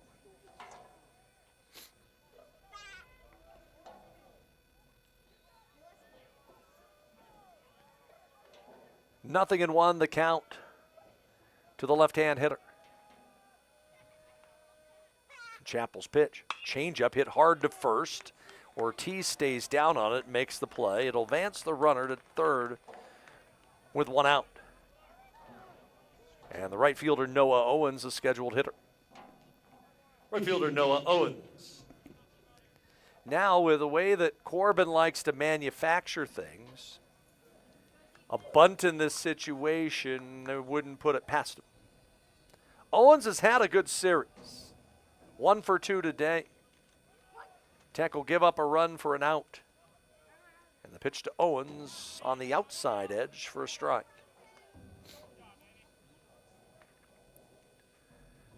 Owens, another Treasure Valley Community College chucker that has made their way to Corbin. 0-1. Way outside with a fastball. I know Tech has signed someone for next year, a pitcher, I believe it is, from TVCC. Tech going to have to bring in a lot of folks next year with this huge senior class graduating. As the pitch skied foul off the left field side. Senior weekend next weekend. You always see if you can get all the seniors in a game. It's going to be hard to do that. You're going to have to get all the seniors in during the weekend, let alone one game. 1-2. Swung on, liner down the left field side, again foul. Off the bat of Owens. Bronson Chapel's thrown 81 pitches. I also see Caleb Randolph down there getting loose as well. The question is, what does Tech go to in that pit? We'll see. 1-2 pitch. Swung on, ground ball through the left side. That's a great piece of hitting by Owens. It'll bring in Bateman to make it 4-3. Very similar to the single that Ortiz had back in the third. Left fielder Fran Gross. Saw that Tech was shading him towards the second base bag and took the breaking ball and just fisted it through the left side. Owens represents the tying run. Fran Gross had a single his last time up. And the pitch to the plate, a swinging strike. I talked about Gross being from the Dominican Republic and from Santo Domingo. And I honestly think the last 50 years, no more, Santo Domingo's had more big league players than any other city in the world. As the count to 0-2. You know, for years back in the day, I would have thought maybe LA or New York, Chicago. I think Santo Domingo has them all. 0-2 pitch. Chapel misses high.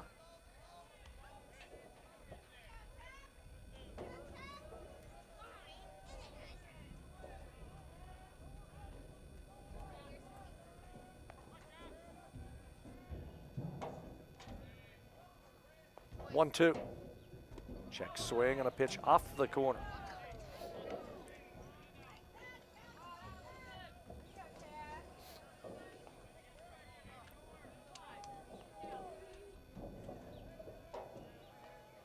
Left-handed bat, Fran Gross, tying run at first. 2-2. That's low. And Bronson Chapel starting to get himself towards the end of his day. Alex Rodriguez playing catch down there. Can't see who the other one is. It looks like a pair of righties, though. Do they send the runner 3-2? They do not. The pitch, line drive, base hit into right field. Nothing being hit hard, just dinking and diming are the Warriors. Ricky Walker will be on his way out to have a chat with Chapel, as Elliott will be the batter with the tying run now in scoring position. It looks like Alex Rodriguez is one of them. Trying to see who the pitcher on the left side is. It might be Isaac Hill throwing.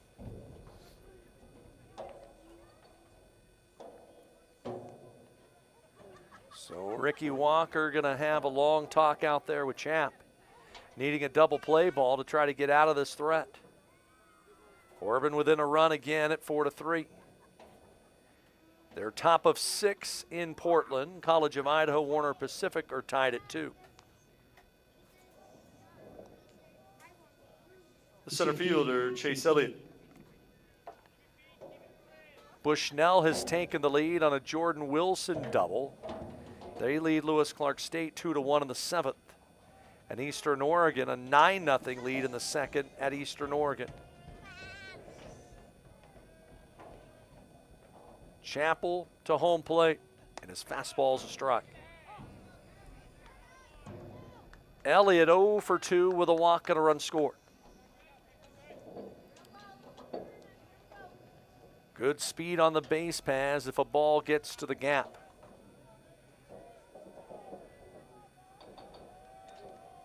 Oh, 1. Slider, line drive, left field. Back there is Tam to make the catch. A big second out of the inning. And it'll be up to Drew DeMasi. The first baseman, Drew DeMasi. That one a little bit off the end of the bat of the leadoff hitter for the Warriors, who have 10 hits today off Bronson Chappell, who coming into the afternoon had allowed just 8 hits in 13 1/3 innings. But a lot of the hits have just been bleeders.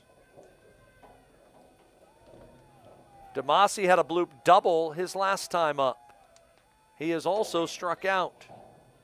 And Chappell's pitch, as a ground ball rolled to second. Siracusa has it, throws to first. The inning is over. Chappell does his job, and he is qualified for a win. Corbin gets a run on 3 hits, but they strand the tying run in scoring position. We go bottom of 6 with a new score. It's Tech 4, Corbin 3. The comfort of home has never been more important, which is why we're committed to delivering affordable, reliable power. Our reliability track record is 99.98%, and we're always working on new and better ways to go even further.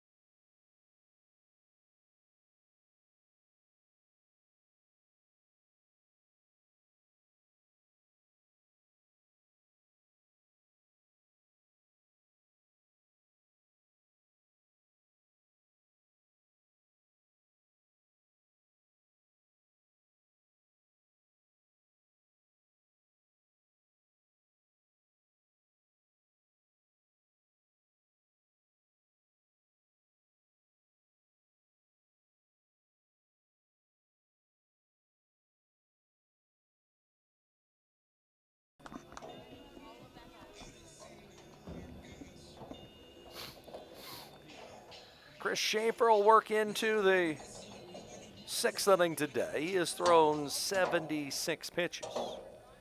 And his team got him a run back, as it is 4-3. The pitch to Logan Macy pops it up on the first pitch he sees off the first base side near the screen, and nearly picked off one of the fans sitting in the chairs off the first base side. I could hear a scream from her. She's trying to film the at-bat. I'm guessing it's a mom or a grandma of Logan Macy. And all of a sudden they're saying, get out of the way, and she looked and the ball's coming right at her. The delivery, a curveball, and that's up. 1-1 the count. 4 runs, 6 hits for Tech. 3 runs, 10 hits, and error for Corbin. And Macy swings and skies one down the right field side into foul territory. And that ball land down near the tarp for strike 2.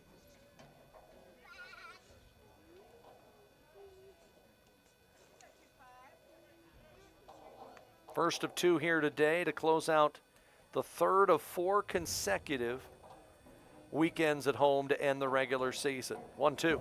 Macy pops this one up, third base side, foul territory. Miyazawa again near the screen, and about the same spot the other one landed on the first base side. This one lands in foul territory off the third base side. So the count to 1-2. Macy singled and scored in the 3-run fourth. And the lefties pitched to him way high.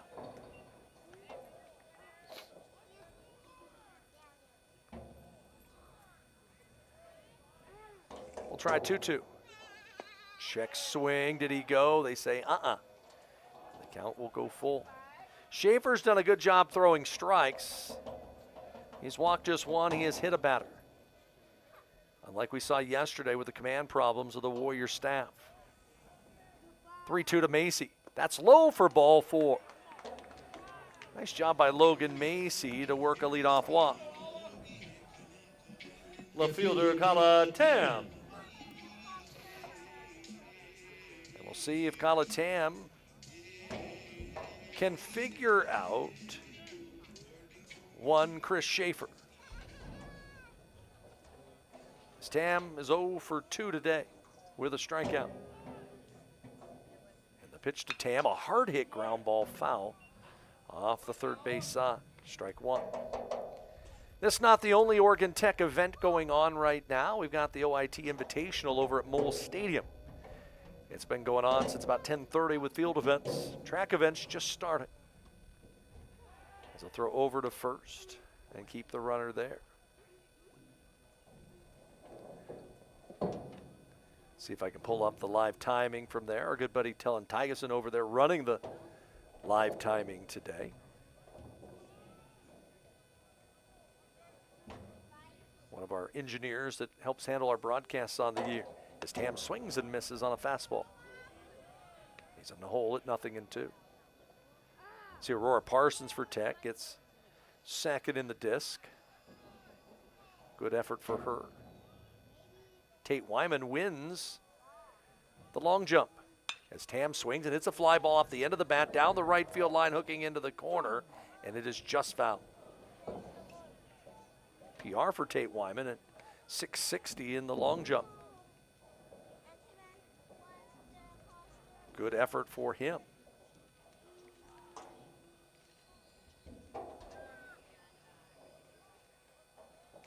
Track events I mentioned just starting. Be the 1,500 meters about to go there. I'll throw over to first base again. Keep Logan Macy honest. I wouldn't think he's often moving. He and Demasi, the first baseman, chatting it up a bit as a delivery to Tam up high. Schaefer at 87 pitches. See what kind of leash he has. Outfield play straight away for the kid from Hawaii. And the 1-2, Tam takes upstairs for ball 2. That was a good leave.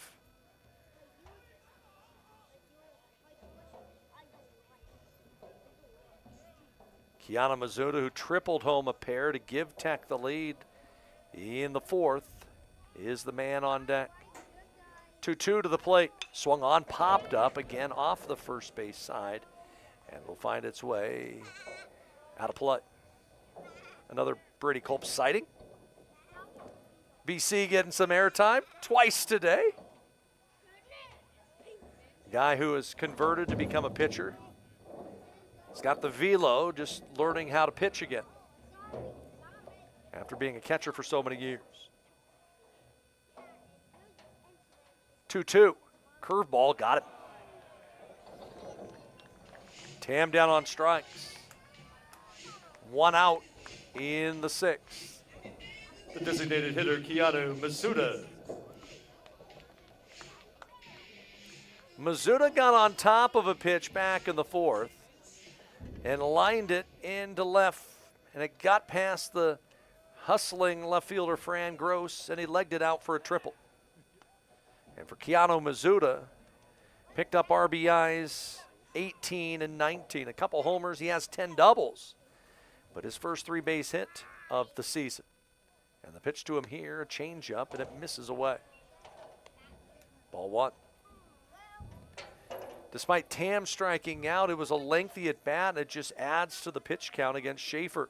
As it tossed to Mizuta, he leaves it up. And the count to 2-0. 6 hits for Tech, 10 for Corbin this afternoon. 2-0. High again. And the count. Now 3 balls. And no strikes. And you know that Ryan Harris does not want to have to go to that bullpen.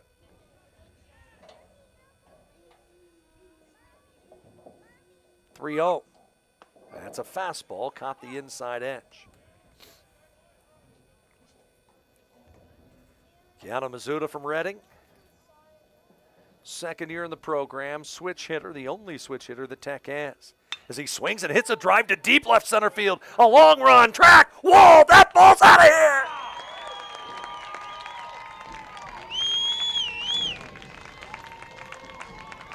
Two-run bomb for Keanu Mizuta. And Tech leads 6-3, his third of the year. Got a curveball middle third and just hammered it to the deepest part of the yard. Center fielder Dane Bradshaw. A big fly for Keanu Mizuta. Absolutely no doubt about that one. Elliott went back and then just gave up. And Tech with the big fly. Extends the lead to 6-3. And here's Dane Bradshaw, who's fanned twice. And he gets drilled. The first pitch after the home run, and Bradshaw gets plunked.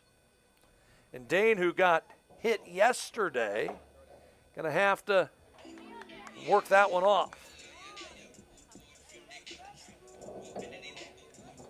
The second baseman, Corey Siracusa. And Ryan Harris gonna go out to the mound and have a conversation with his left-hander. As Tech with another base runner here in the 6th inning and only 1 out. A 4 RBI day for Keanu Mizuta with a homer and the triple. Got the 2 hard parts of the cycle out of the way. The negative part about it is there's not a whole lot of baseball left in the contest, as we're in the 6th. The skip has his say. The batter again is Corey Siracusa.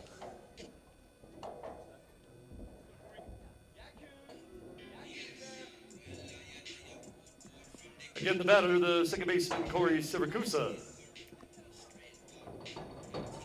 So the 2 umpires are going to have a conversation out there. Not sure exactly what they're discussing. But a long delay here.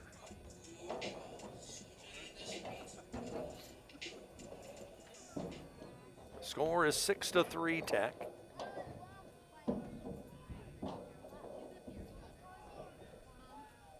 And after the discussion,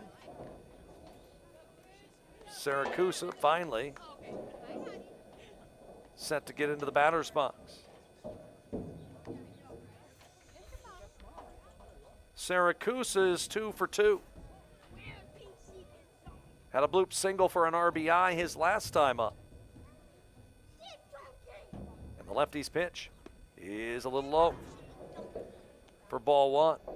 There is movement now in the Corbin bullpen as Schaefer nearing 100 pitches.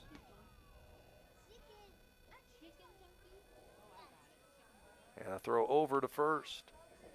Looking into that Tech bullpen, trying to see if Chappell's day is done. It seems like it is. But not sure who Tech would go to next. It might be Isaac Hill. And the pitch taken high by Siracusa. Potentially Hill, who lost his spot in the rotation to Chappell, might take over the spot that Chappell had out of the bullpen, and that being a guy who has the ability to throw 3 innings in relief. and just adds to the depth down there. 2-0 pitch. Siracusa fouls it off.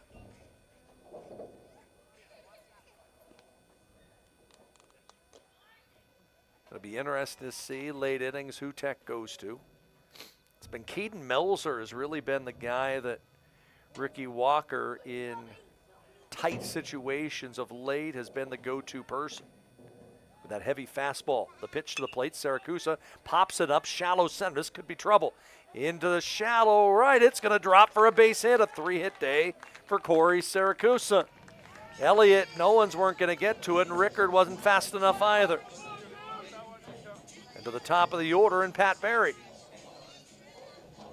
The shortstop, Patrick Berry. Opportunity here for Tech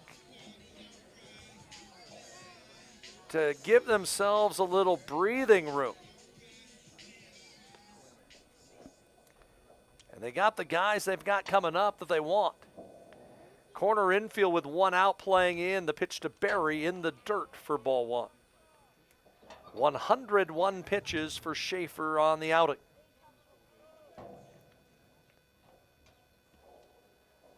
Runner at second is Bradshaw. Runner at first, Siracusa. And the pitch, a hard hit ground ball fair. That's going to roll down into the right field corner.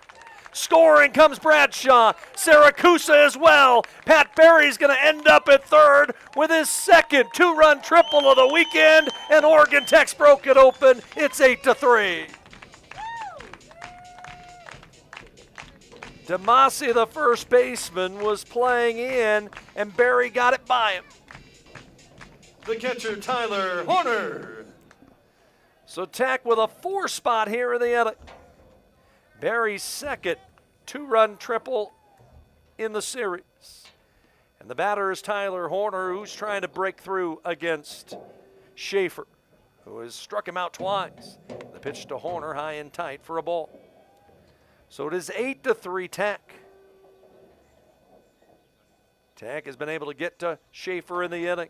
And Horner takes a slider for a strike.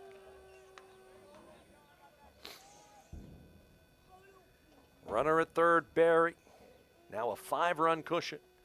And the pitch to Tyler. Fastball again there for a called strike. Outfield will shift a little bit around to right for Horner. It all started with the Mizuta 2-run blast. The pitch. Horner down on strikes for a 3rd time today. The batter, Julian Jones. And that is going to be it. As Ryan Harris on the way out, they'll bring in a right-hander to face Julian Jones. And while the change is made, we'll take this time out.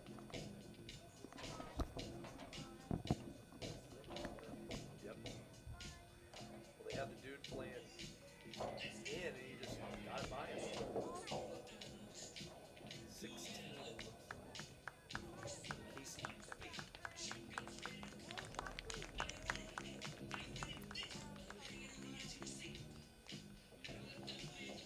Position, please. Now pitching for Corbin, number 16, right-hander Casey Henderson.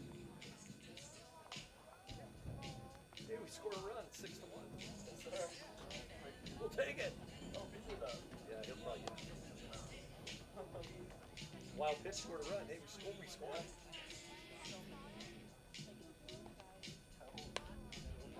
We're not, hey, we only had 1 hit the other day. We only have 1 hit in this game.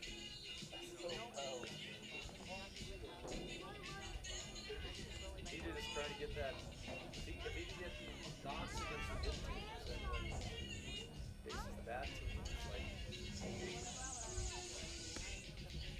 So the bad teams that they about Sala and Phoenix. North Valley's in St. Louis. Oh, okay. That's how they dropped down. Yeah.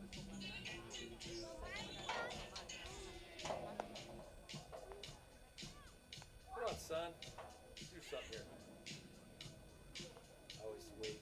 If you see like a long delay, something happened. You know something went on. Strikeout. Yep. Strikeout swinging. That's his first strikeout of the year. I was gonna say first one.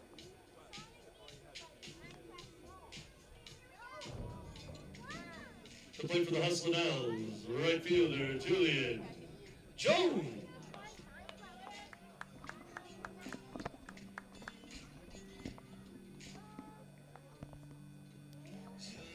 Corbin goes to their bullpen. They bring in Casey Henderson to try to get the final out here in this inning.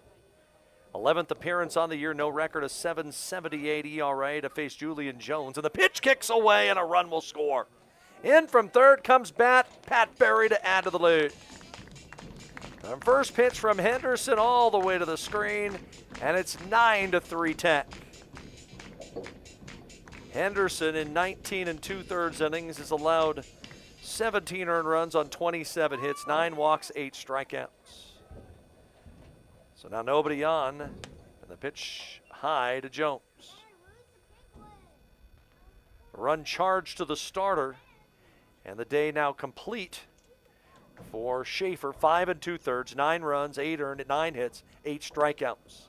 And a good changeup, and Jones ahead of it. Tech now leading 9-3.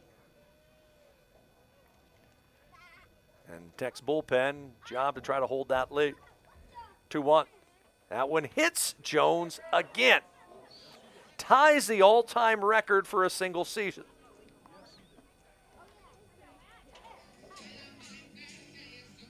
First baseman Matthew Ortiz. And Matt Ortiz is the 9th batter to come to the plate here in the 6th inning.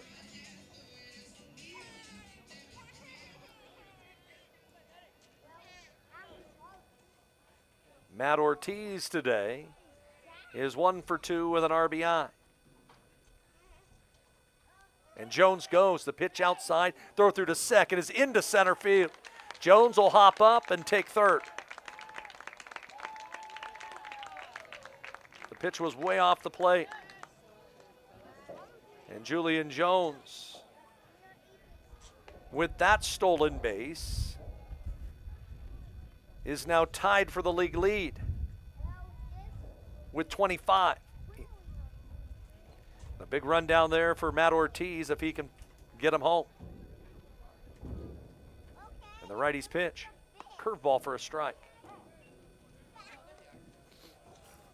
So for Julian Jones getting hit by that pitch, that is 24 hit by pitches on the year, just as Corey Saracusa did in 2023. That's a lot of bruises.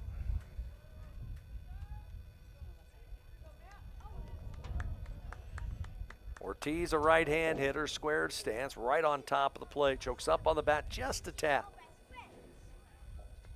It's Henderson's pitch. Curveball again for a strike. It's a 12-6 curveball. And he kind of changes his arm slot just a bit when he throws it. Kind of a fluid arm slot when he throws his fastball and kind of spikes that curveball when it comes in. 2-2. Curveball grounded to third and behind the bag. Clay's not going to be able to make the play. Ortiz will drive in the run. Backhand side there, and Ortiz will reach on the air.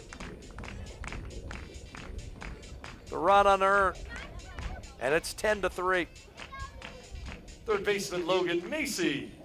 And for the 7th straight game, Tech has scored 10 or more runs. Henderson, a junior from McMinnville. The pitch to Macy, a curveball for a strike. Transferred to Corbin from Arizona Christian. I know that ACO program has a roster the size of the rivals, that one of a football team. Gonna throw to first base, and Ortiz back to the back. Alex Rodriguez throwing along, I believe, with Isaac Hill down in that Tech pen. A 6-run, 6th inning for the good guys. And the pitch to the plate, Macy takes on the outside corner with a fastball.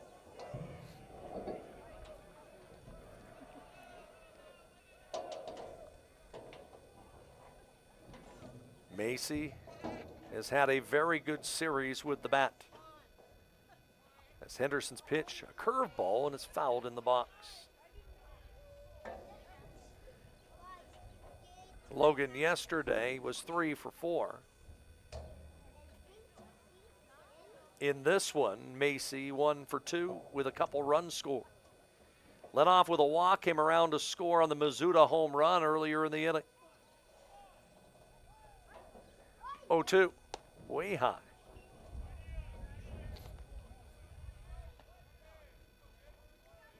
I think Colatam happy to see the lefty off the field after a rough go of it against the starter Schaefer. 1-2, runner going to go this time. Pitch high, throw through the second. It's a good one. Right on the corner of the bag, but in there safely is Ortiz. The ball dropped by Rickard, the second baseman. So Matt Ortiz, number 3 in program history in stolen bases, in scoring position with 2 outs.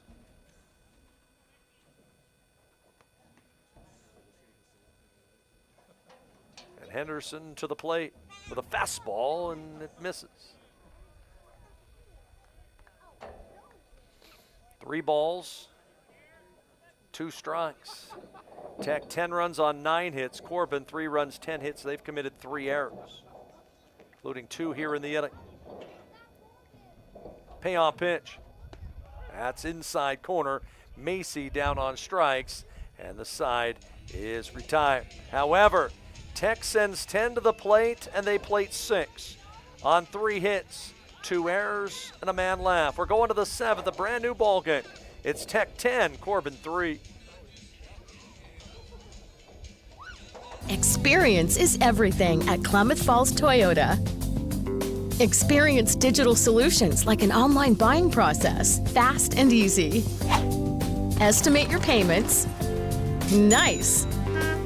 Value your trade-in and get pre-approved for financing. Do all the paperwork remotely.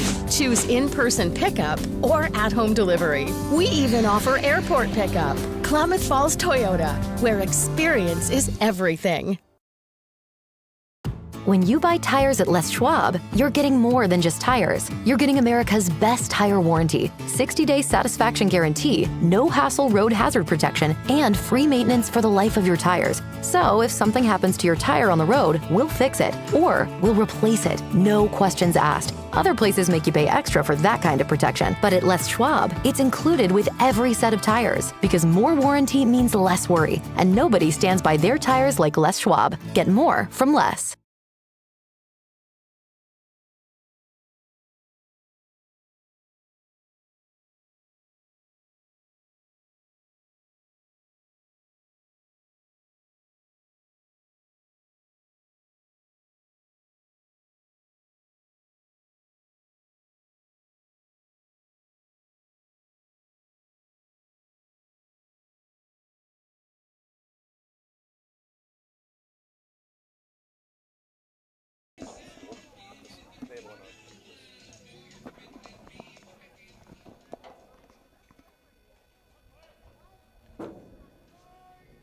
(10-3) Tech. We head to the 7th. Ryan Clay has had a good day against Bronson Chapel, who will come out and work the 7th.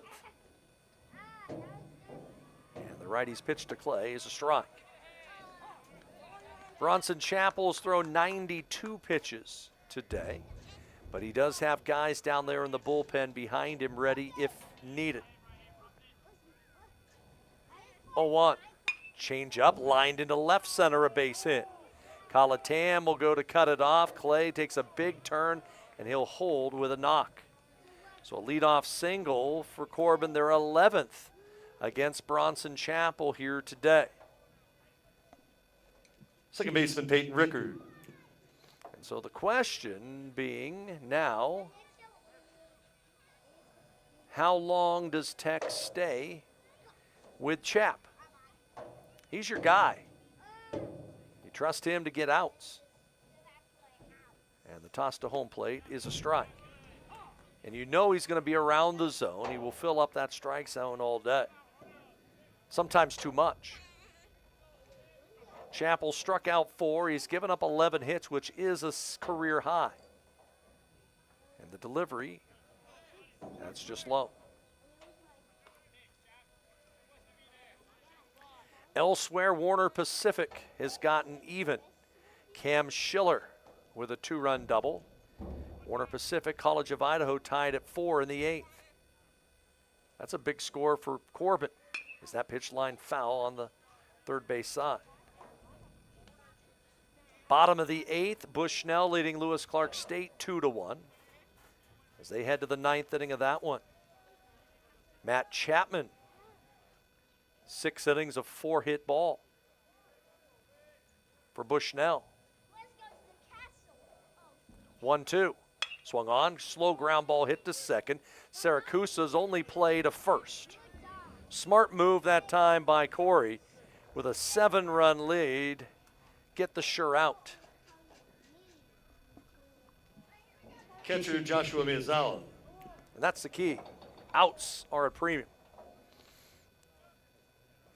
A run here or a run there isn't going to matter if you're getting outs along with it.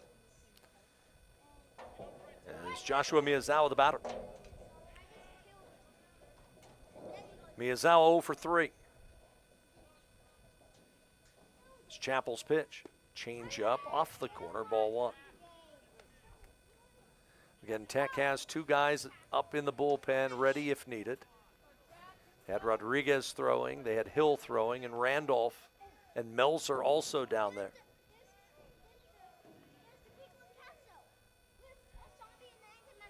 One out to the left-hand batter. A high pitch. Didn't see the hand come up, so I believe it's 2-0. Hand came up, but it went to the mask. Looked like it was letter high. Chap trying to fill the zone. He does there with a strike.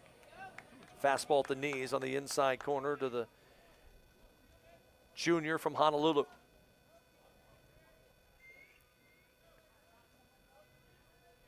Runner at second is Clay with 1 out here in the 7th. Tech with a 10-3 lead. And the delivery, line drive hit. Barry can't get it, it's into left, a base hit. But the ball hit so sharply that the runner at second gonna have to hold. So Miyazawa a base hit. And we keep watching the Tech dugout to see what they will do in there. The batter is Bateman. Shortstop Isaac Bateman. I see Isaac Hill back on top of the hill. Looks like he would be the guy that they would go to.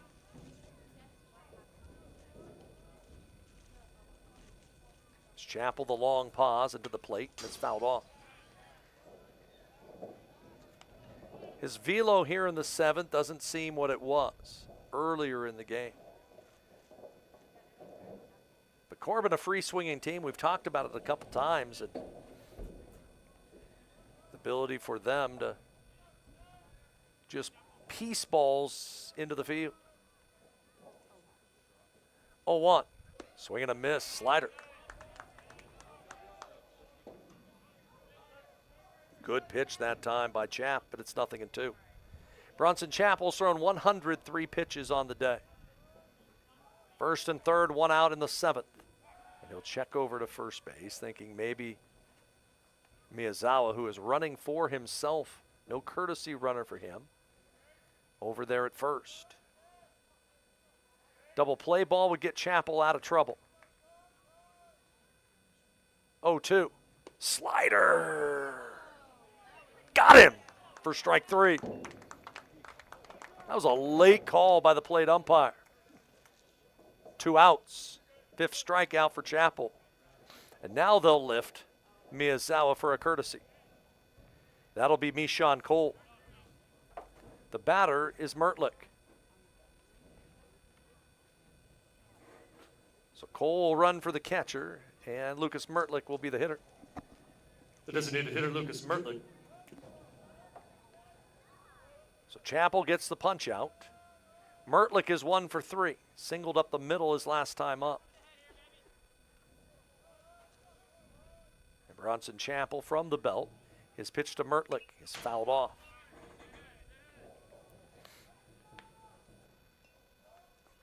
College of Idaho has has taken the lead on Warner Pacific 5-4 on a Caden Casagrande 2-out double in the 8th.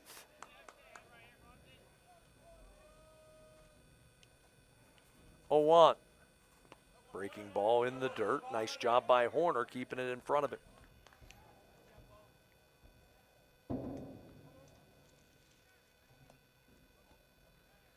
College of Idaho dropped 2 to Warner Pacific yesterday. In doing so, saw their lead for the 5th place spot nearly evaporate. 1-1. Ground ball hit into center, a base hit.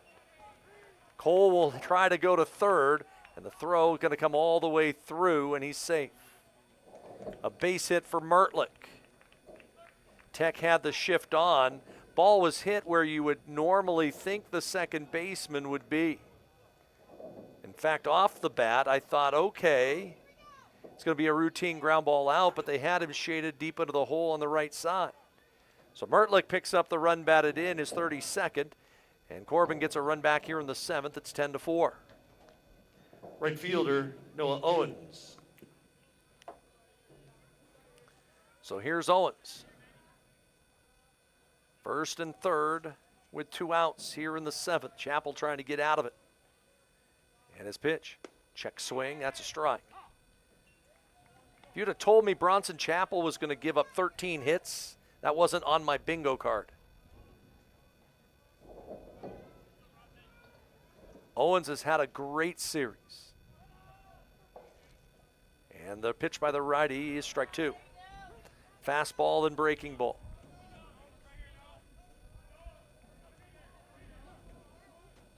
They are in the 9th, as I mentioned, Lewis Clark State and Bushnell.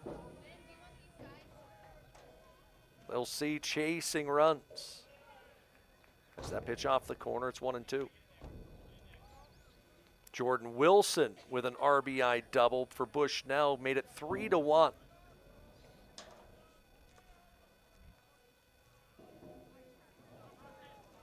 But can Bushnell hold on? We'll see. Bronson Chappell is 1-2. Fastball swung on. Fly ball to left, playable. Out there is Colatam. He's got it. The side is retired. Corbin able to get a run, but that is all. On 3 hits, they leave 2. We stretch here in Klamath Falls. It's Tech 10 and Corbin 4. Said I'm all about it. Yeah, I'm all about it. Said I'm all about it. Yeah, yeah, yeah, yeah, yeah, yeah. Said I'm all about it. Yeah, I'm all about it. Said I'm all about it. Yeah, yeah, yeah, yeah, yeah, yeah, yeah.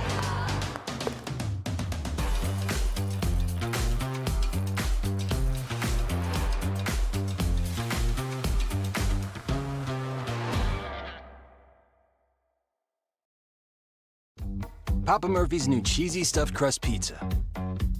Made fresh by us, baked fresh by you. Starting at $13.99, it's the hottest, meltiest stuffed crust pizza you'll ever have. Because it goes straight from our kitchen to yours. For fresh out of your oven, piping hot, cheesy goodness. It's what stuffed crust pizza should be.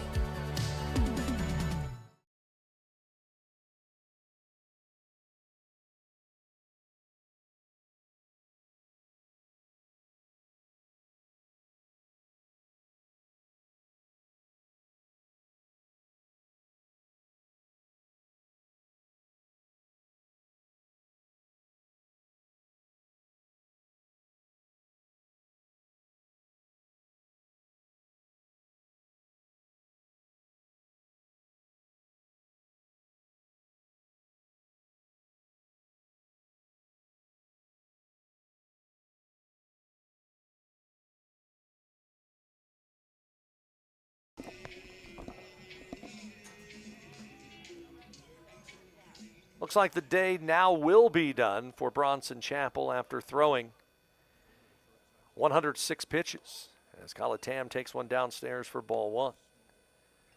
Chappell, 4 runs, 13 hits, a walk, and 5 strikeouts, in line for the win if the bullpen can hold it.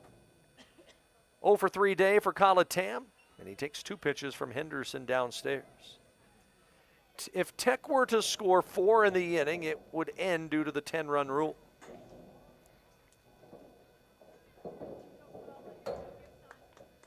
Tam has struck out twice. He's flown to right. And he takes a pitch down low again.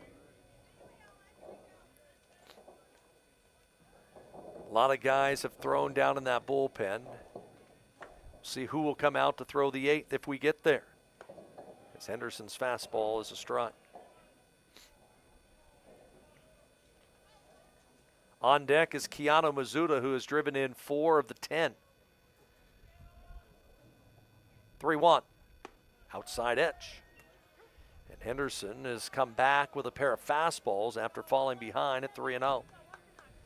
It was his curveball that got Macy to end the last inning.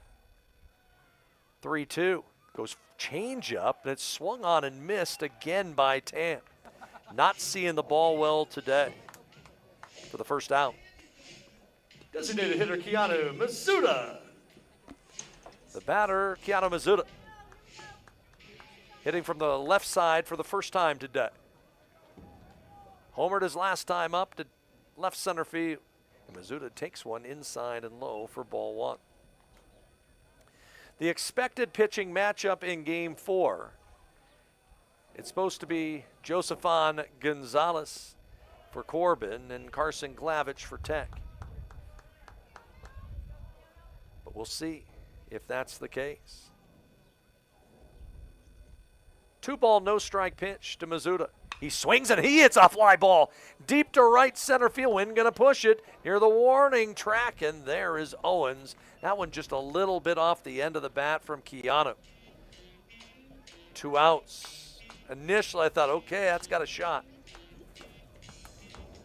The batter's Dane Bradshaw. Center fielder Dane Bradshaw. Bradshaw got drilled by a pitch his last time up. And the right-hander's pitch bounces to the plate for ball 1. Real nice crowd here this afternoon. I see a mix of blankets, sweatshirts, and shorts. I think a lot of folks unsure of what to wear today as Bradshaw hits a towering fly ball, deep but foul off the left field side. It won't make it to the parking lot.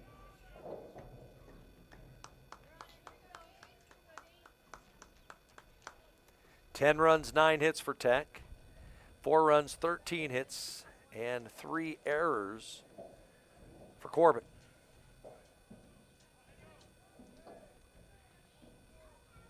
One. Swung on, hard hit ground ball, left side. Clay has it to his left. His throw across is in time. And an easy inning for the right-hander, Casey Henderson. Nothing doing for Tech in the 7th, so we move on for the first time in this series to the 8th. Tech leading 10-4.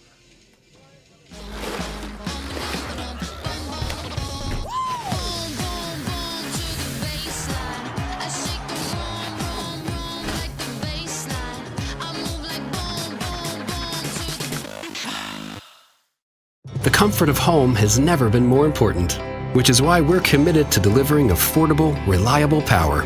Our reliability track record is 99.98%, and we're always working on new and better ways to go even further. Said I'm all about it. Yeah, I'm all about it. Said I'm all about it. Yeah, yeah, yeah, yeah, yeah, yeah. Said I'm all about it. Yeah, I'm all about it. Said I'm all about it. Yeah, yeah, yeah, yeah, yeah, yeah, yeah.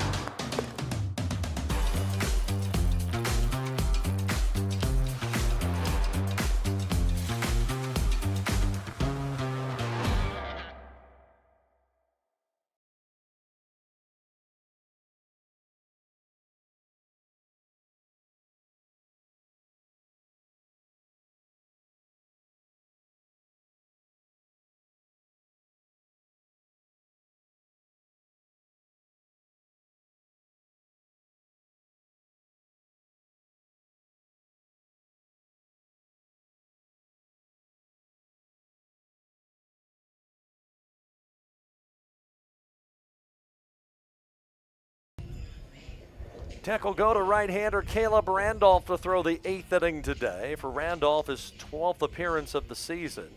A 1-0 record, a 1.45 ERA, and has a save. 3 earned runs on 7 hits, 9 walks, 18 strikeouts, and 18 2/3 innings for the kid from Central Point. Leading off the Corbin 8th, left fielder Fran Gross. And so his job to work the 8th today. See if it'd be a 2-inning stint for him or if they'll go to someone else to throw potentially the 9th. And the pitch by Randolph at the knees for a strike. Fran Gross is 2 for 3.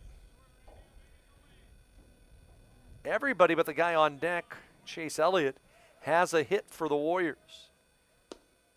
As the fastball just a little low. 1-1. They have gone final in Springfield. Bushnell defeats Lewis Clark State in game 1, 3-1. As a toss to home plate, rolled foul. So there will be no opportunity for Tech this weekend to clinch the 3 seed. Regardless of what happens in this game or the next one, and same with the game 4 in Springfield. They will be meaningful. There's a good fastball that time by Randolph, and Gross down on strikes. Went upstairs with a fastball to the Crater Comet and got Gross for the first out. The center fielder Chase Elliott. So 1 out here in the Corbin 8th. And they'll go back to the top of the order in Elliott. As Randolph will work from the stretch with nobody on, and the 6'5" right-hander's pitch is a called strike. The bullpen has been the strength of this team throughout the year. They've had a couple hiccups here and there, but for the most part have been able to get huge innings. Curveball grounded right side past the diving Matt Ortiz, and once again, just little bleeders. 14 hits for Corbin, and as I look back at them, I'm trying to think of which ones were hit hard. The first baseman, Drew DeMasi. And you think back at Drew DeMasi. He had a bloop double down the right field line that barely got over the glove of Logan Macy. It's Randolph's pitch. A little high.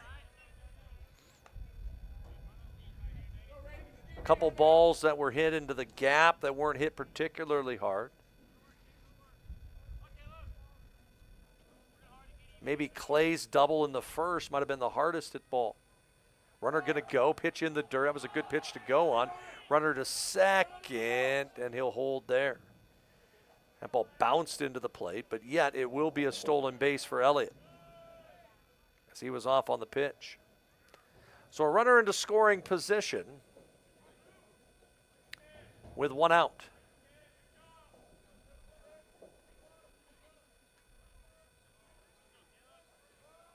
DeMasi, right-hand hitter. 1 for 4 with a strikeout today. And the pitch to him is popped up out of play.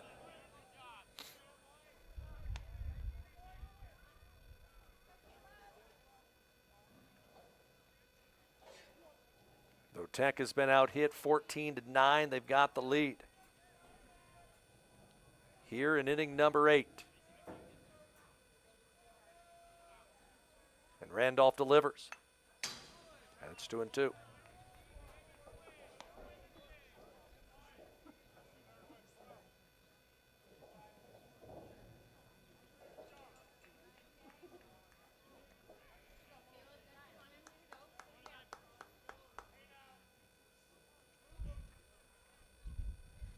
Two balls, 2 strikes the count. And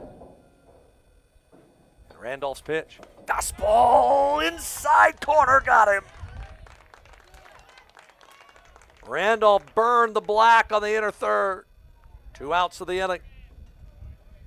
Third baseman Ryan Clay.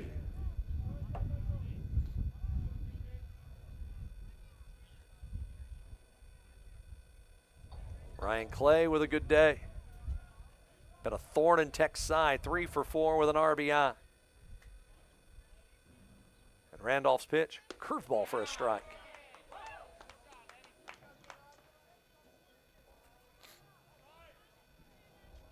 In the Oregon Tech 8th inning, they'll have Siracusa, Berry, and Horner. Another guy glad that the lefty's gone is Tyler Horner. As the pitch a little low to Clay. British Columbia leading Eastern Oregon 11-2. That's in the 6th.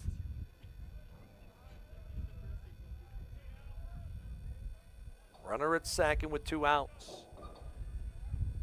And Randolph delivers a 1-1 to Ryan Clay. It's a fastball outside and low. It's almost a pitch clock violation there for Randolph. Waited an overly long time. Tech leading 10-4, 2 outs in the 8th. Elliott, the runner at second with 2 outs in the pitch. Fastball, strike called.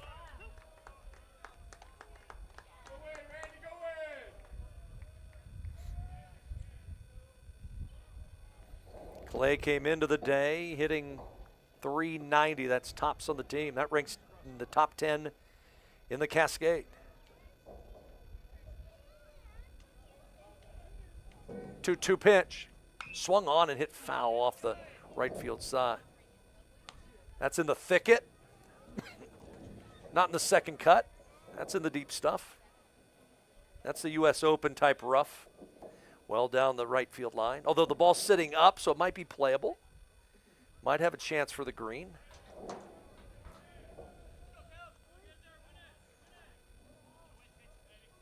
We'll try again with the 2-2 from Caleb Randolph.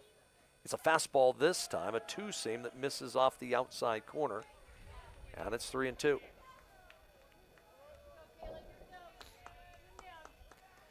Tech outfield playing him to pull.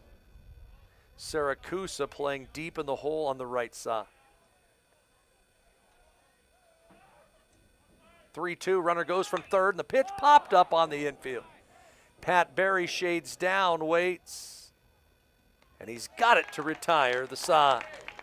A clean inning for Caleb Randolph. No runs, a hit, 1 left.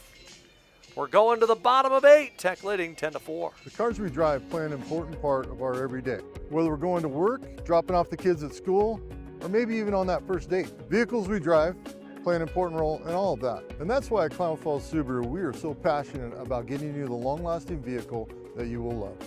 When you come to our store, you'll find that every department is dedicated to caring for our customers, which is why I can proudly send anyone here knowing that they will be treated like family.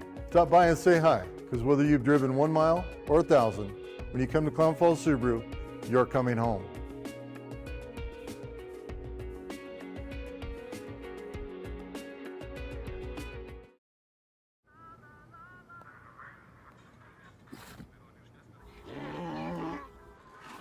Hey, on the mountain we've got a saying. Get off your...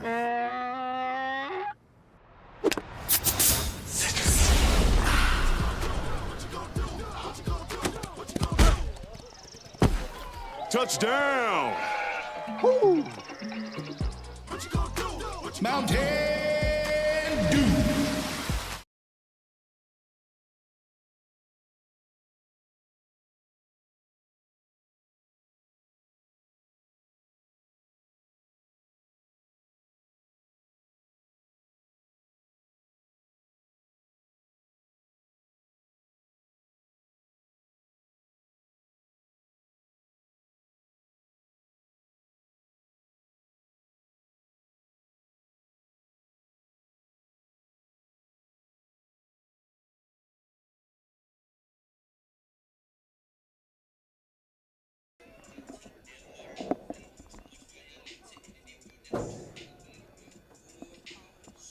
Tech looking to try to add to a lead here in the 8th.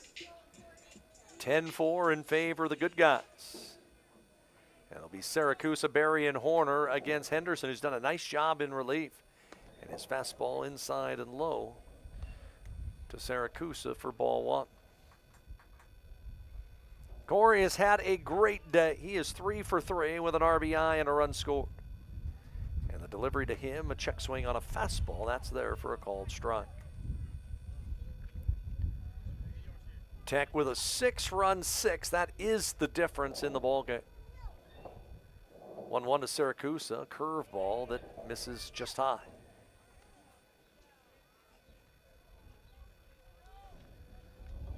Oregon Tech trying to set a new program best for a win streak. As it tosses to Saracusa, chopper to third. Clay stays down on it. His throw is on the money, in and out. Saracusa grounds out for out number 1. The batter is Pat Berry. The shortstop, Patrick Berry.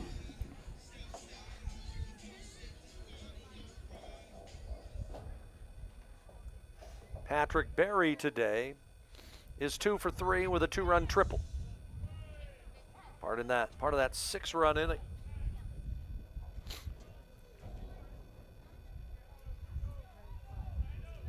Tyler Horner waits on deck. The delivery to Berry is a strike. And he's in a hole at 0-2. Looks like Alex Rodriguez will throw the 9th for Tech in a 10-4 ball game. The toss to Berry, swung on, base hit, rocket through the right side. So Pat Berry, a 3-hit game. Tech to double figures in hits. And the guy who doesn't have a hit is coming up, and Tyler Horner. Catcher Tyler Horner. It's been a rough go of it for Ty today. 0 for 3, 3 strikeouts and a walk. But all it takes is one swing to change that. And the pitch to home plate to Horner, inside and low.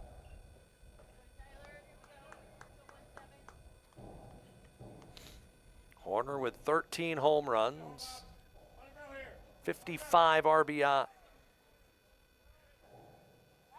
And they'll throw over to first and get Berry back to the bag. Tech 1 in the first on an Ortiz sacrifice fly. Got 3 in the 4th and then 6 more in the 6th. And the pitch to the plate, that ball lined to left. Gross has to come in. A couple more steps, he won't get there. And it's going to roll by him. And Berry's going to score. And Horner's going to try for third. He'll be in with a triple, and Tech adds to the lead. Gross really had no play on that one. He read it into the wind wrong.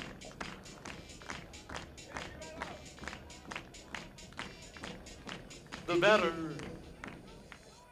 the right fielder, Julian Jones. So Tyler Horner with the triple. As Fran Gross tried to come in and shoestring it and couldn't. I think he read it wrong. The pitch to Julian Jones is way high. That's a tough play for a left fielder. Wind blowing across the way, ball slicing away from you. The wind's trying to hold it up. You're trying to come in to make that shoestring catch, and then it gets by you. The toss to Jones. That's downstairs. 2 balls and no strikes the count.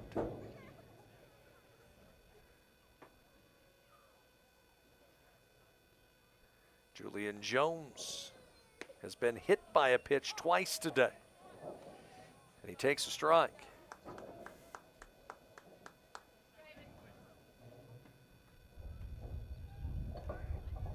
Glad he could join us this afternoon from Steen Sports Park.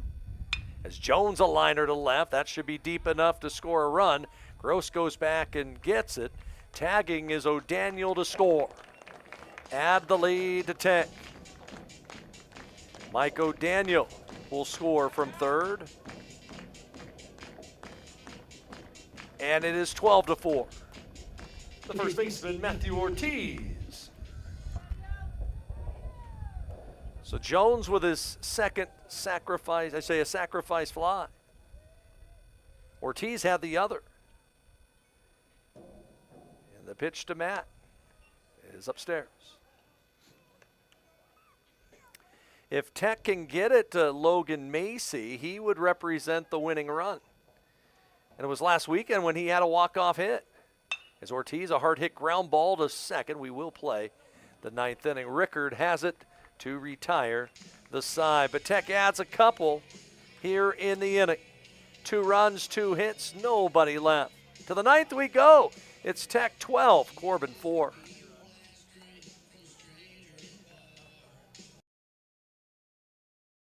Said I'm all about it. Yeah, I'm all about it. Said I'm all about it. Yeah, yeah, yeah, yeah, yeah, yeah. Said I'm all about it. Yeah, I'm all about it. Said I'm all about it. Yeah, yeah, yeah, yeah, yeah, yeah, yeah.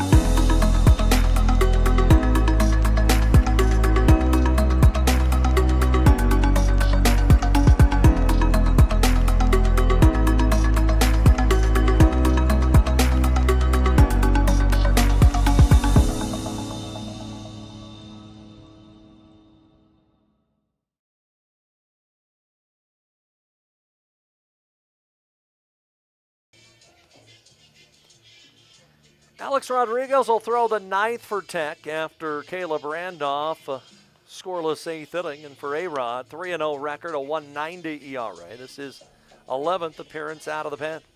In 23 and 2/3 innings, Rodriguez has allowed 5 runs, all earned, 22 hits, 5 walks. He has struck out 6. The sinker baller opposing hitters hitting .253 against him. And for Alex Rodriguez, he will face 4, 5, and 6 in the Corbin order, with Tech leading by a score of 12-4. Tech trying to win their 12th in a row, which would be a program best.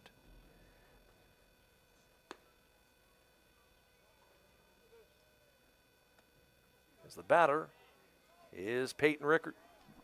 Leading off the ninth for Corbin, there's the second baseman, Peyton Rickard. So 7 for Chappell, 1 for Randolph, and now it's Rodriguez. Rickard 1 for 3 with an RBI. That was on a ground out back in the 3rd. That gave Corbin the lead as that ball chopped in behind short. Barry with a short hop can't make the play. That ball's going to roll all the way near the dugout. The typically sure-handed Pat Barry got a Steen Sports Park hop that time. And an error on the shortstop for Tech. The first of the day for the Hustlin' Owls. Catcher Joshua Miyazawa. And there's Rodriguez getting ground ball after ground ball. That heavy fastball, that sinking fastball, that is so hard to get on top of, or get underneath. Rodriguez's pitch skied to left. This could be trouble for Tam down the line. It'll drop fair. Runner to second, but unable to go any further is Rickard on a bloop single off the bat of Miyazawa. And just like that, Corbin with 2 on and nobody out. Trailing by 8 here in the 9th. Shortstop Isaac Bateman. And once again, one of those just little bloop hits, as they'll lift Miyazawa for a courtesy. It'll be Mishan Cole who will come in to run. Bateman the batter. Corbin with a 15-hit output. Bateman 1 for 4. Has a double. And Rodriguez to the plate. A little high with a fastball. Ball 1.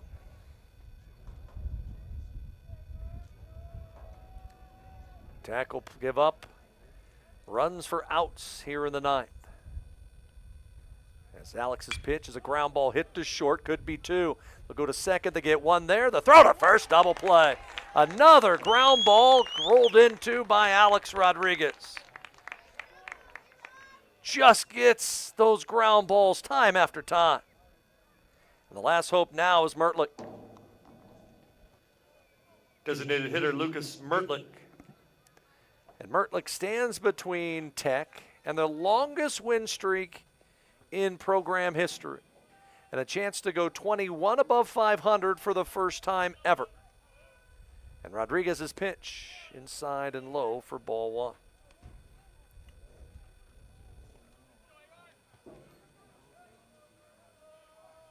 Mertlick on the day, 2 for 4, and the pitch rolled foul into the Tech dugout. Again, game 2 will follow this one 30 minutes after the conclusion.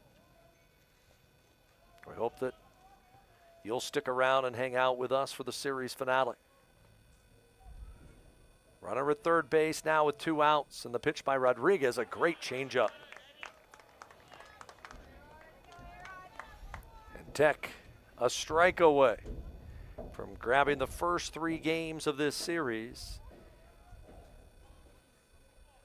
and winning their 14th in a row at home. Rodriguez to the plate, swung on, popped up. Barry has a beat on it. He's got it!